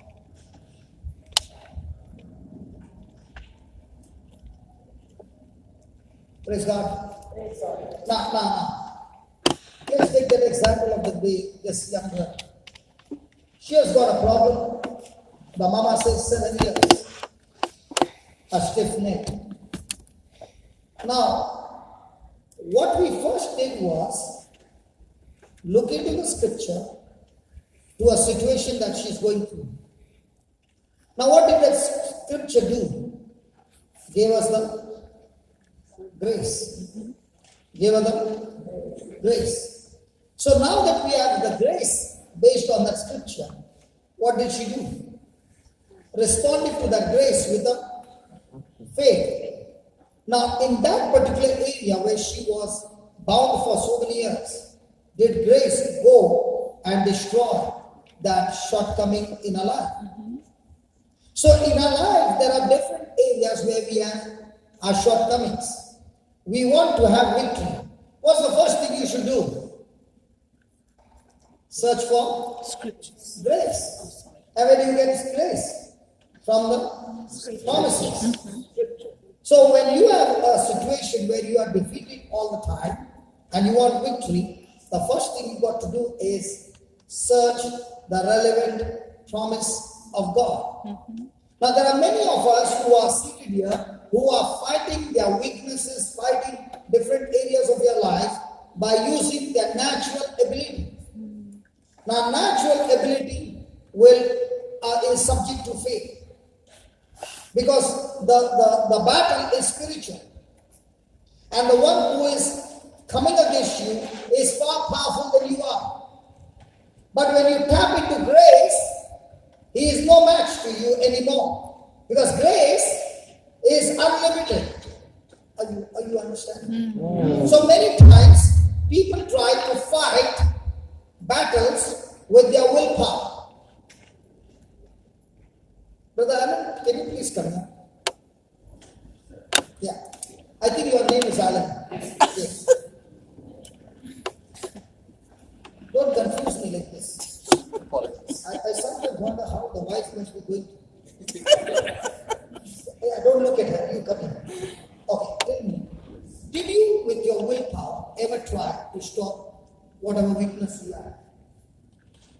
I did a lot. Then what happened? Failed miserably. Tell us more detail. Well, I was into drugs and cigarettes and liquor. Right from the age of 14, I started with cigarettes, and it went on, and it became unstoppable. Then? Only by the grace of God. No. Before you reach to grace, did you try your best? Yes. So you had a desire to leave it. Yes. Yeah. And you were even successful, might be for 1 week, 1 month, 6 months. In fact, no. The same day I came back from the retreat, we were drinking. I'm only laughing not because it's a joke, but because I know where I was before. Okay. So when did it stop? When I realized that I could not control it anymore, and it took over my life, and I realized I need something more than just myself. So in other words, you tried your best. Yes. The desire was there. Yes. but you've got no victory. In fact, now you've found yourself that you have no control over your own body. There's somebody else ruling over your body. And you don't even know the person. But that person is making you do it over and over again. Even when everything in your life is falling apart. It could have even made your relationship with your spouse. You were not married? No. So you left before you got married? I left, yes, the addiction was taken by Jesus Christ before I got married. Hallelujah! Hallelujah! How did it happen? The actual addiction thing, how it stopped me. I was at a retreat and there was a Hindu guy preaching who was just converted 2 years recently. And he said, somebody's trying to give up and you're resisting the Holy Spirit. And I didn't know what the Holy Spirit was. You don't know it until you're taught the word of God in the right way. And then he stopped again in between. He said, somebody's sitting here. Well, he's on the stage and I was sitting, with a lady sitting over there. And I tried to avoid looking at him with the 6-inch pillar, hiding my eyes, contact with him. I said, it's hypnotism. What did you say? I said, hypnotism. He's going to hypnotize me and make me stand up. So I hypnotized him.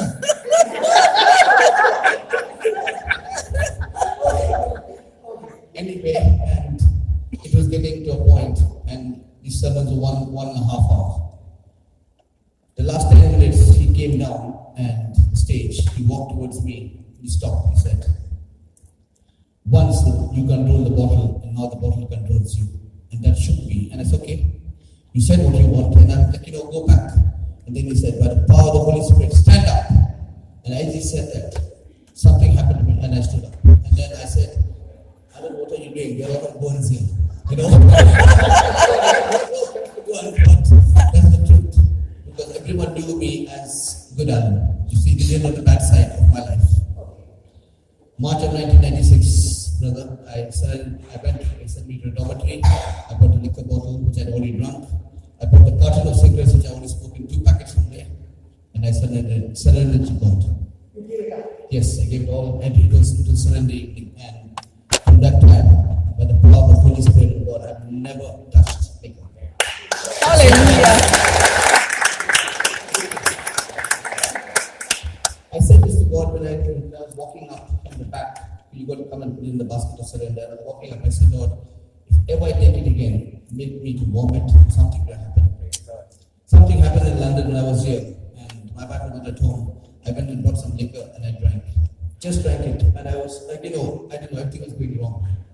Within 10 minutes of doing it, everything came out. Everything came out. And I've never touched it at all. Amen. Because it is not in my system. Hallelujah. That is His grace, His love, and His mercy for me. So you got delivered by pure grace. Yes. So what the man of God said were words, and you responded to those words. Because I was so desperate, I realized when he said, the bottle controls you, that was me. That was me. He was speaking to me, even though there were people. You had the cigarettes, you had the bottle hidden in the dormitory. Yes. Nobody knew it. But you went and opened the bag, and you brought it and put it there on your own face. On my face. On my own means I was convicted by the Holy Spirit. I would not have done it otherwise. Because it cost me money. And when I came back home, I put down 2 bottles of liquor into the sink. Because that was the start of the day. Thank you, Jesus. Hallelujah. Isn't that grace? Amen. Now when the man of God spoke that word, was it grace? Did my brother Alan respond in the beginning? No. Was he hiding behind the pillar? Yes. Did grace come to him? Yes. Came so close, pointed finger and said, I'm talking to you. Did it change it? Yes. In the same way, somebody will say, when will the man of God come and talk to me? Listen, my friend, the man of God doesn't need to come and talk to you. The scripture is God Himself talking to you. Amen. And when you take that scripture and you say, God, This is what you are saying. I'm willing to respond to this. Your response to grace is faith. And wherever grace and faith, they come together, there is always manifestation. Hallelujah. Hallelujah. Where did the girl sister go? I hope she's not gone home. Hallelujah. Thank you, Jesus. Thank you, Jesus. Right now. Our natural abilities and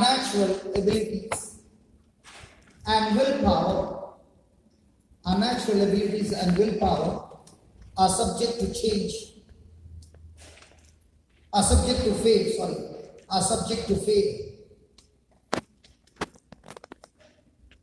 But God's power never fails.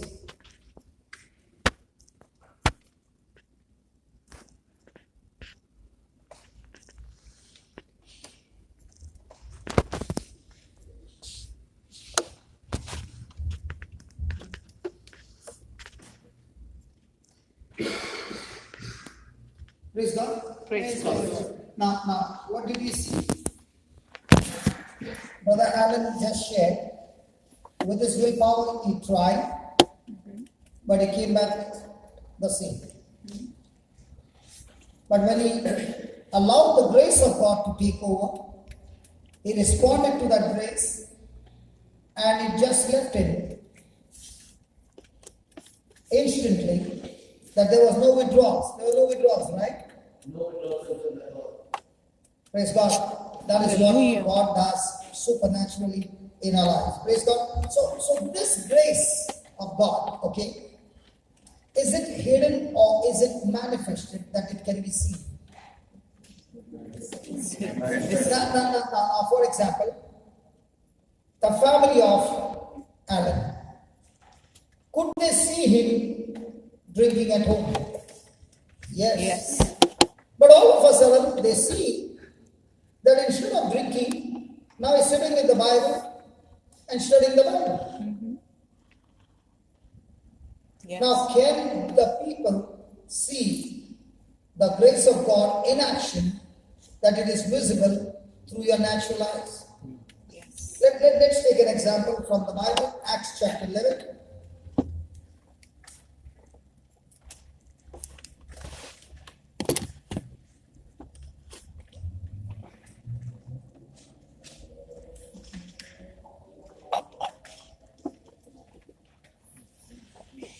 Okay, now here is Peter. Now, is Peter a Jew? Yes. Yes. Has he got converted? Yes. Is he a born again Christian? Yes. Now, has he preached the gospel? Yes. Is he casting out demons, healing the sick? Yes. Now, a very strange thing happened in Peter's life. He was praying, and there were 3 men who came in a vision. And the Holy Spirit said, go with them. Praise God. And they went to a man's house named Cornelius, who was not a Jew. Now please understand the background of a Jew. A Jew will never ever enter the house of a pagan. And Cornelius was a pagan, and God showed Simon in a vision that there are 3 people who are coming, and I want you to go with them. Now Peter went to Cornelius' house because an angel spoke to Cornelius, go and call for Simon, and he will preach to you. So Cornelius called his friends, his family, and everybody. And as Peter was preaching, the Bible says the Holy Ghost fell upon them and they were baptized. Now the news went to the other elders, and they called Peter and began to question him. How come you went to the house of a Gentile? How come you went to the house of a pagan? Now listen to the answer that Simon gave.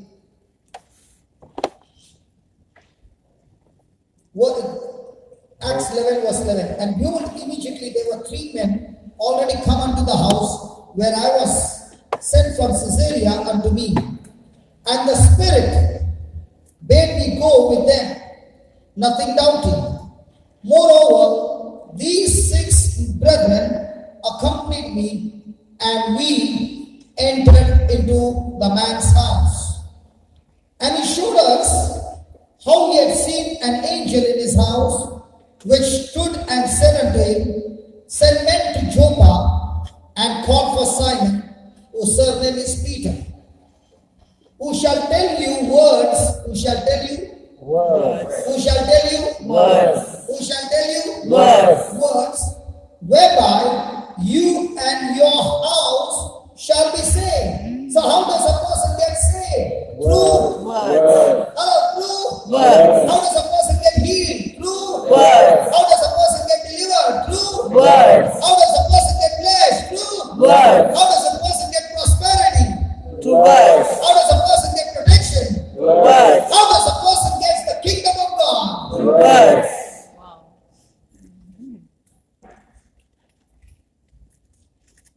As I began to speak, the Holy Ghost fell on them as on us at the beginning. Can we all read that please again?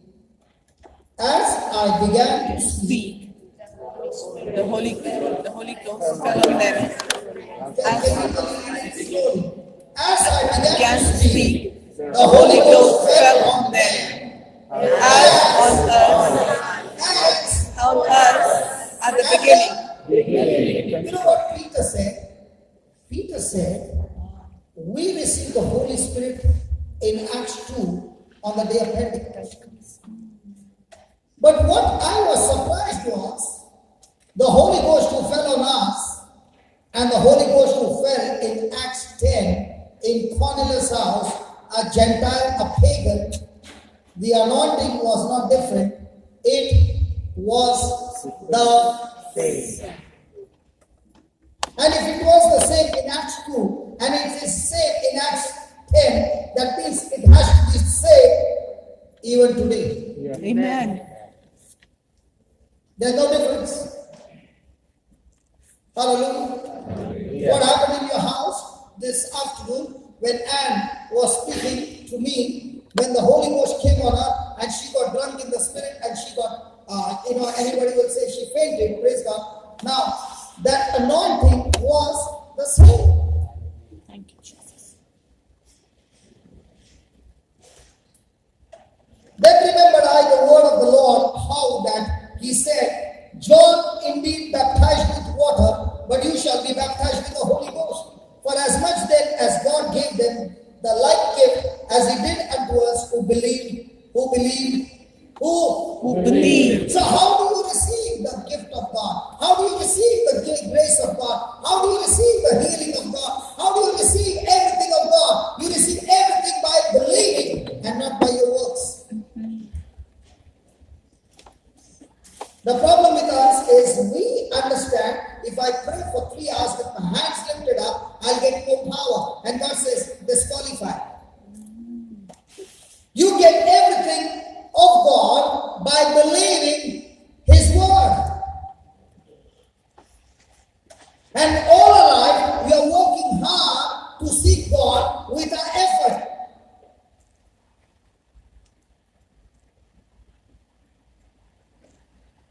If I fast for 40 days, I'll get more power. You can fast for 40 days and still have no power. And a person doesn't fast for 40 days and believes the scriptures and seeks the scriptures day and night and believes in the scriptures, he will experience more power manifested because he's depending on grace and not by his works. Cornelius' family did not get saved by works. They believed in what Peter said and the power of the Holy Ghost came upon them. Amen? Amen. So God gave them the like gift as He did it to us. No difference. No difference. Now you might be saying, if only I was there on the day of Pentecost, praise God, it would be so good. Hallelujah. When I went to the Holy Land, there was a group that had connected to that group, and there was, everybody was asked, what do you experience? And each one had a testimony to share. So they asked me, what is your experience? I said, I encountered Jesus in India. Amen. Because he was saying, come to the Holy Land and you'll experience Jesus. I said, I did not experience Jesus in the Holy Land. I experienced Jesus in my house, in the place where I was taken. Hallelujah. That's why Jesus said, the time is coming where true worshippers will not worship in Jerusalem or here and there. They will worship wherever they stand in spirit and in truth. Amen. Hallelujah.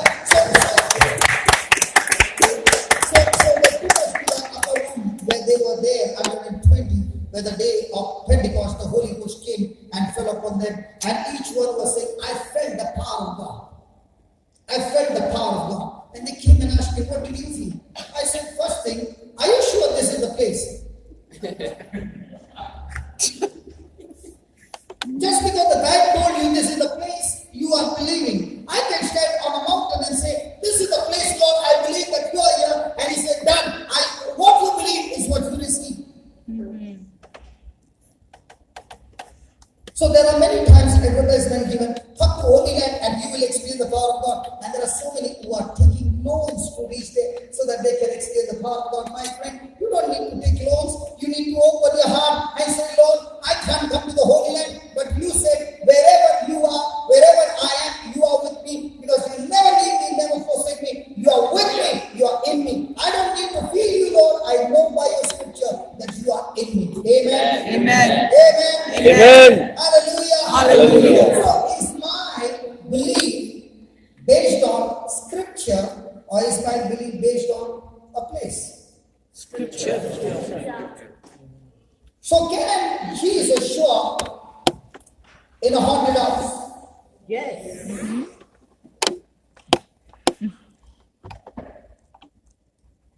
So where you stand, are you the temple of the Holy Ghost? Yes. So can you believe the great Creator is dwelling inside of you? Yes. So that's what he said. God gave them like gift as he did unto us who believe. Who believe? Who? Believe. Who? Believe. That belief was on sense knowledge or word knowledge? Word knowledge. See, the children can answer better. Yeah. Very good. Can we give the Lord a hand for that? Hallelujah. So believe on the Lord Jesus Christ. What was I that I could withstand God? When they heard these things, they held their peace and glorified God, saying, Then has God also to the Gentiles granted repentance unto life. Now they which were scattered abroad upon the persecution that arose about Stephen traveled as far as Phoenix and Cyprus and Antioch, preaching the word to none but only unto the Jews only. But some of them were men from Cyprus and Cyrene, which when they were come to Antioch, spoke unto the visions, preaching the Lord Jesus. And the hand of the Lord was with them, and a great number believed, and a great number believed, and a great number believed and turned unto the Lord. My friend, according to what we read just now, this passage clearly means grace has outward manifestation and it can be seen. Yes. When grace is operating in a person, that anointing removes the burden and destroys the yoke of the devil. Hallelujah. Hallelujah. Hallelujah. So every time the person is tapping into grace of God, there is always going to be supernatural manifestation that people around can see the hand of God on that person. Amen. Grace is visible. Amen? Amen. So write down.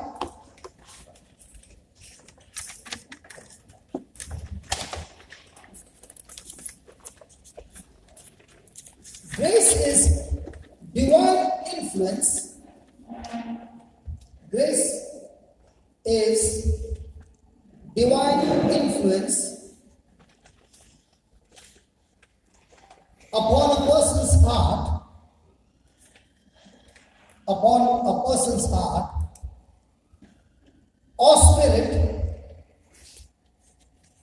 or spirit that can be seen outwardly. That can be seen outwardly.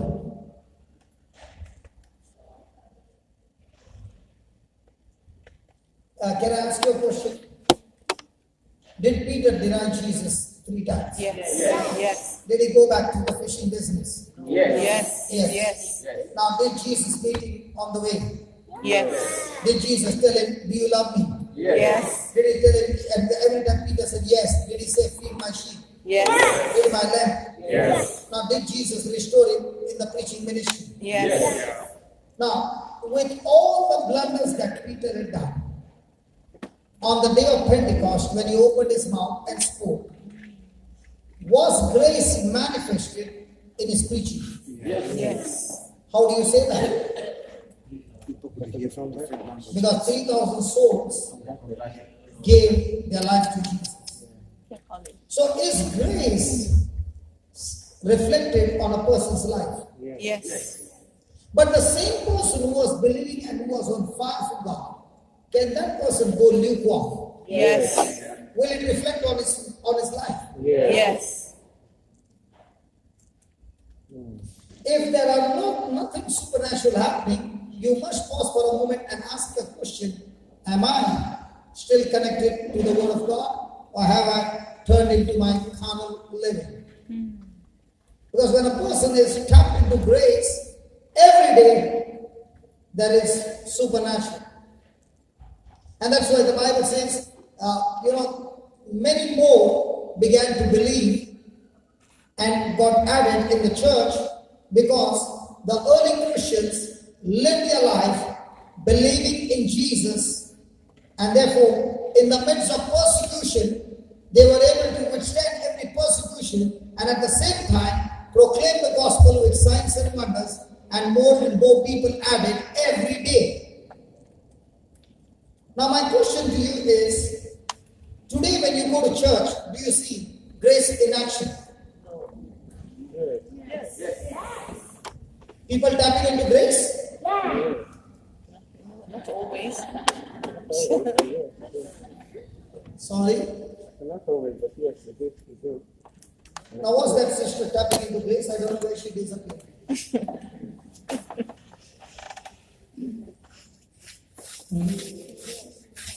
Where is she? She's in next door.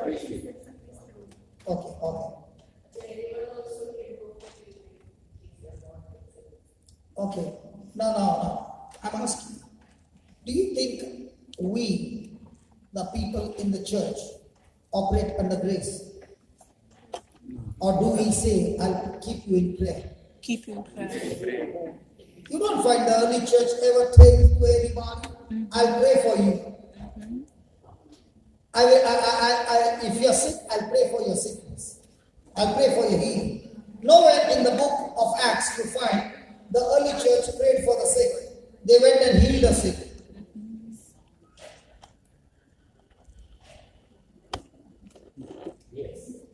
Now somebody will say, but in the book of James, isn't it written when there is anybody sick, call the elders? And the elders will pray for the sick? But it's written over there, the elders will pray the prayer of faith for the sick. That means they will go and heal the sick. Peter and John, when they saw a crippled man, did they say, we will keep you in prayer, or did they heal him? Now what are we doing? Keep in prayer. When you don't tap into grace, you will keep on saying, I'll keep you in prayer. When you're tapping in grace, you will say, I will kill that sickness. I don't know what happened, Lord. Why are they looking at me like this? Are you understanding what I'm saying? Yes. So when you tap into grace, every day, grace will reflect on your life. You are no longer a natural person now. You are carrying the power of the Holy Spirit in you. And wherever you go, the anointing will remove the burden and destroy the yoke of the devil. So the challenge is, how much of grace are you tapping into? Now let me show you. Give me 1 Corinthians 15:10.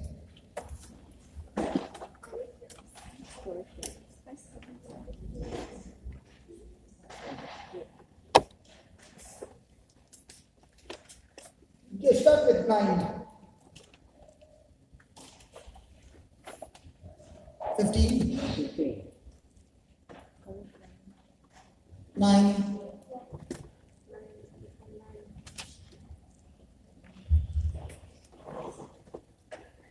Now this is what Paul is saying.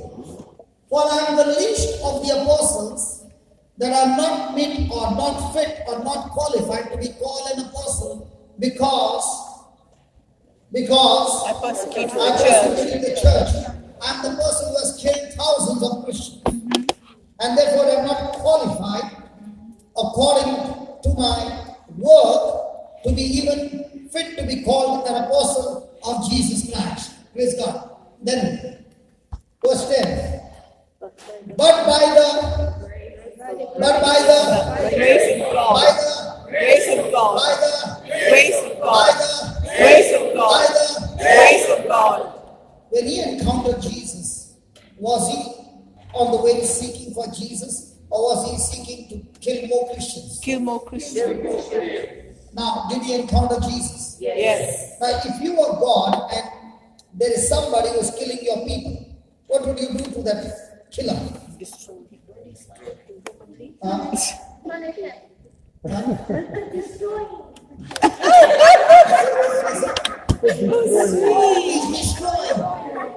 So you as a God, what will you do to him who is destroying? When he said God will destroy the person. God will destroy the person. But look at God. He did not destroy Saul. He just opened a spiritual blindness, and that opening the spiritual blindness is called the grace of God. Now, were there others who were along with Saul? Yes. On the way Yes. to Damascus to Yes. persuade the church? Yes. Yes. Did they all see the light? No. Yes, they all Yes, saw the so light. yes. They all saw the light. Did any one of them get converted? No. No. What about Saul? Yes. Did he respond to the light? Yes. In the same way, how many times God is showing His supernatural power?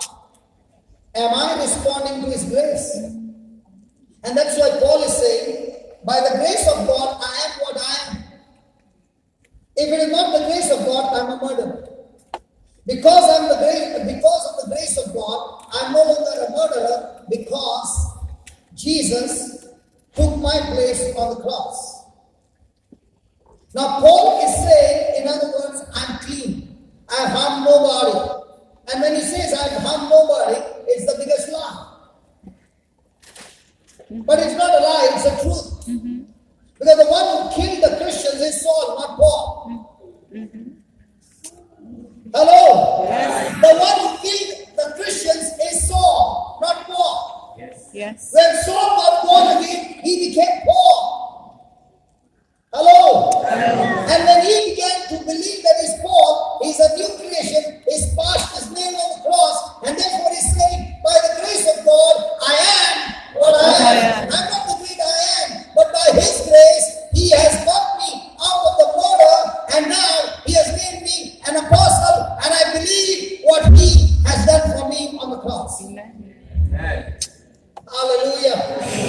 So if somebody comes and tells you, I know what you are, I know what you did, you tell him, or you tell that person, you did not come for that person's funeral. Because one lady came and told me, what are you preaching? I know who you are. I said, who am I? She said, I know you are Johnson. I said, listen, that one died. Oh, 5 years back. They buried him. Were you not there for the funeral? She said, but are you a twin brother? I said, no, I'm not a twin brother, but he died. And there was a big crowd for that funeral. Nobody told you? She said, but you looked exactly the same. I said, I look exactly the same, but I'm not the same. He has been married because he died with Christ. And when God raised Jesus from the dead, God raised with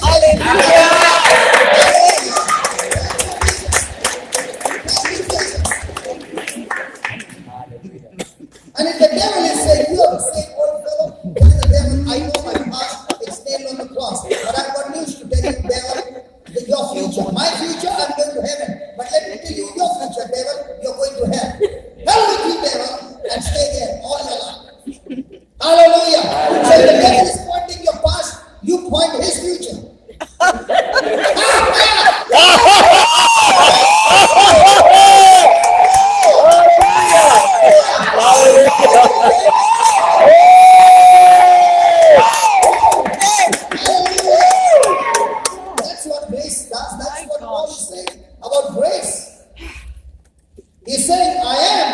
grace of God what I am.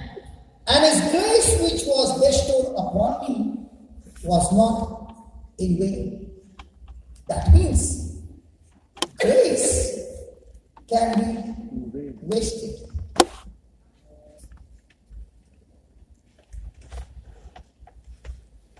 I and my brother Vincent could have thought, brother, we have been working all these days. Today we need to take a break. So we both take a holiday. And let's say we took a holiday. And I never got a chance to meet Anne because I was sleeping on my bed. Now, did I waste that grace? No. Yes. No. Did you waste the grace? Yeah. Because I'm sleeping on my bed. No, but Anne is proof that you didn't waste the grace. No, but if I'm sleeping on the bed. No, If you don't understand, let me tell you. Do you go to work? Yes, sir. Why do you go to work? Because you love to to work. make a giving. Yeah? To make a giving. Why do you go to work? To make a giving. To make a what? A giving. A living. A giving. Oh, you go to work to make a giving? Wow. So you work without a salary. No, I get paid to make a giving. To make a difference. So you're not going to giving, you're going for an exchange. To make an I'm No, ready it's to an give my offering. labor and Help. give pounds. Yeah. So now, would you go to the same work if they don't give you pounds? So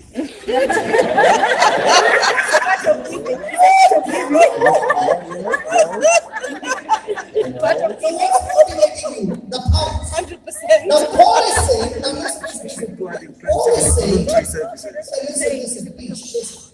Paul is saying, by the grace given to me, I am on my assignment and I'm running my race because before the time goes off, I have to finish my assignment. And that is why he says, the grace that was given to me, I never took a holiday. I used that grace day and night. Whether I was in a shipwreck, whether I was being stoned, whether I was put in the prison, wherever I was, I continued to use the grace to preach and get the souls in the kingdom of God. Now, would you like to take a week holiday, brother, when they don't give you pounds?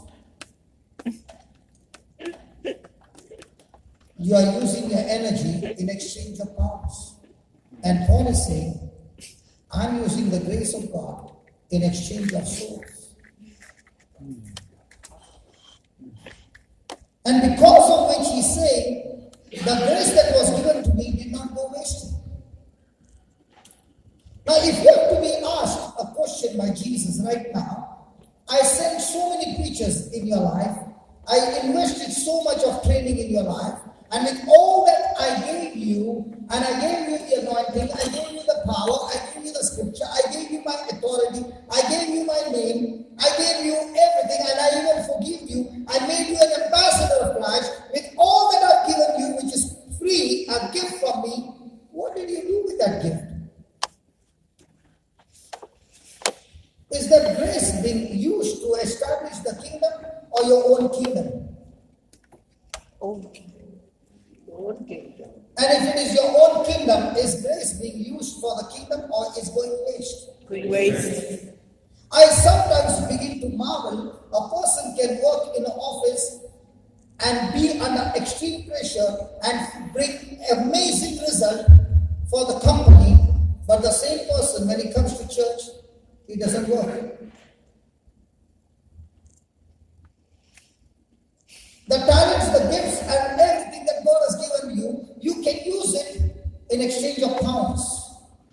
But the same talent, the same power, the same thing to win souls, today is my holiday. For the same pounds, if you have an interview of a company, you will travel from here to Victoria, from here you will travel to Wales. But if somebody is needing you, they are saying, I'm so busy. Hallelujah. Hallelujah. Is that right? Yes. Oh, is that right? Yes. So he's saying the grace which was bestowed upon me was not in vain, but I labored. He's saying I labored more than all the other apostles. And the labor that I put in was not my own. It was the grace of God which God had given me. Hey, my friend, am I using the grace of God to establish my kingdom? Or am I using the grace of God to establish the kingdom of God? What am I laboring for? For the world? Or am I laboring for God? Can we just close our eyes?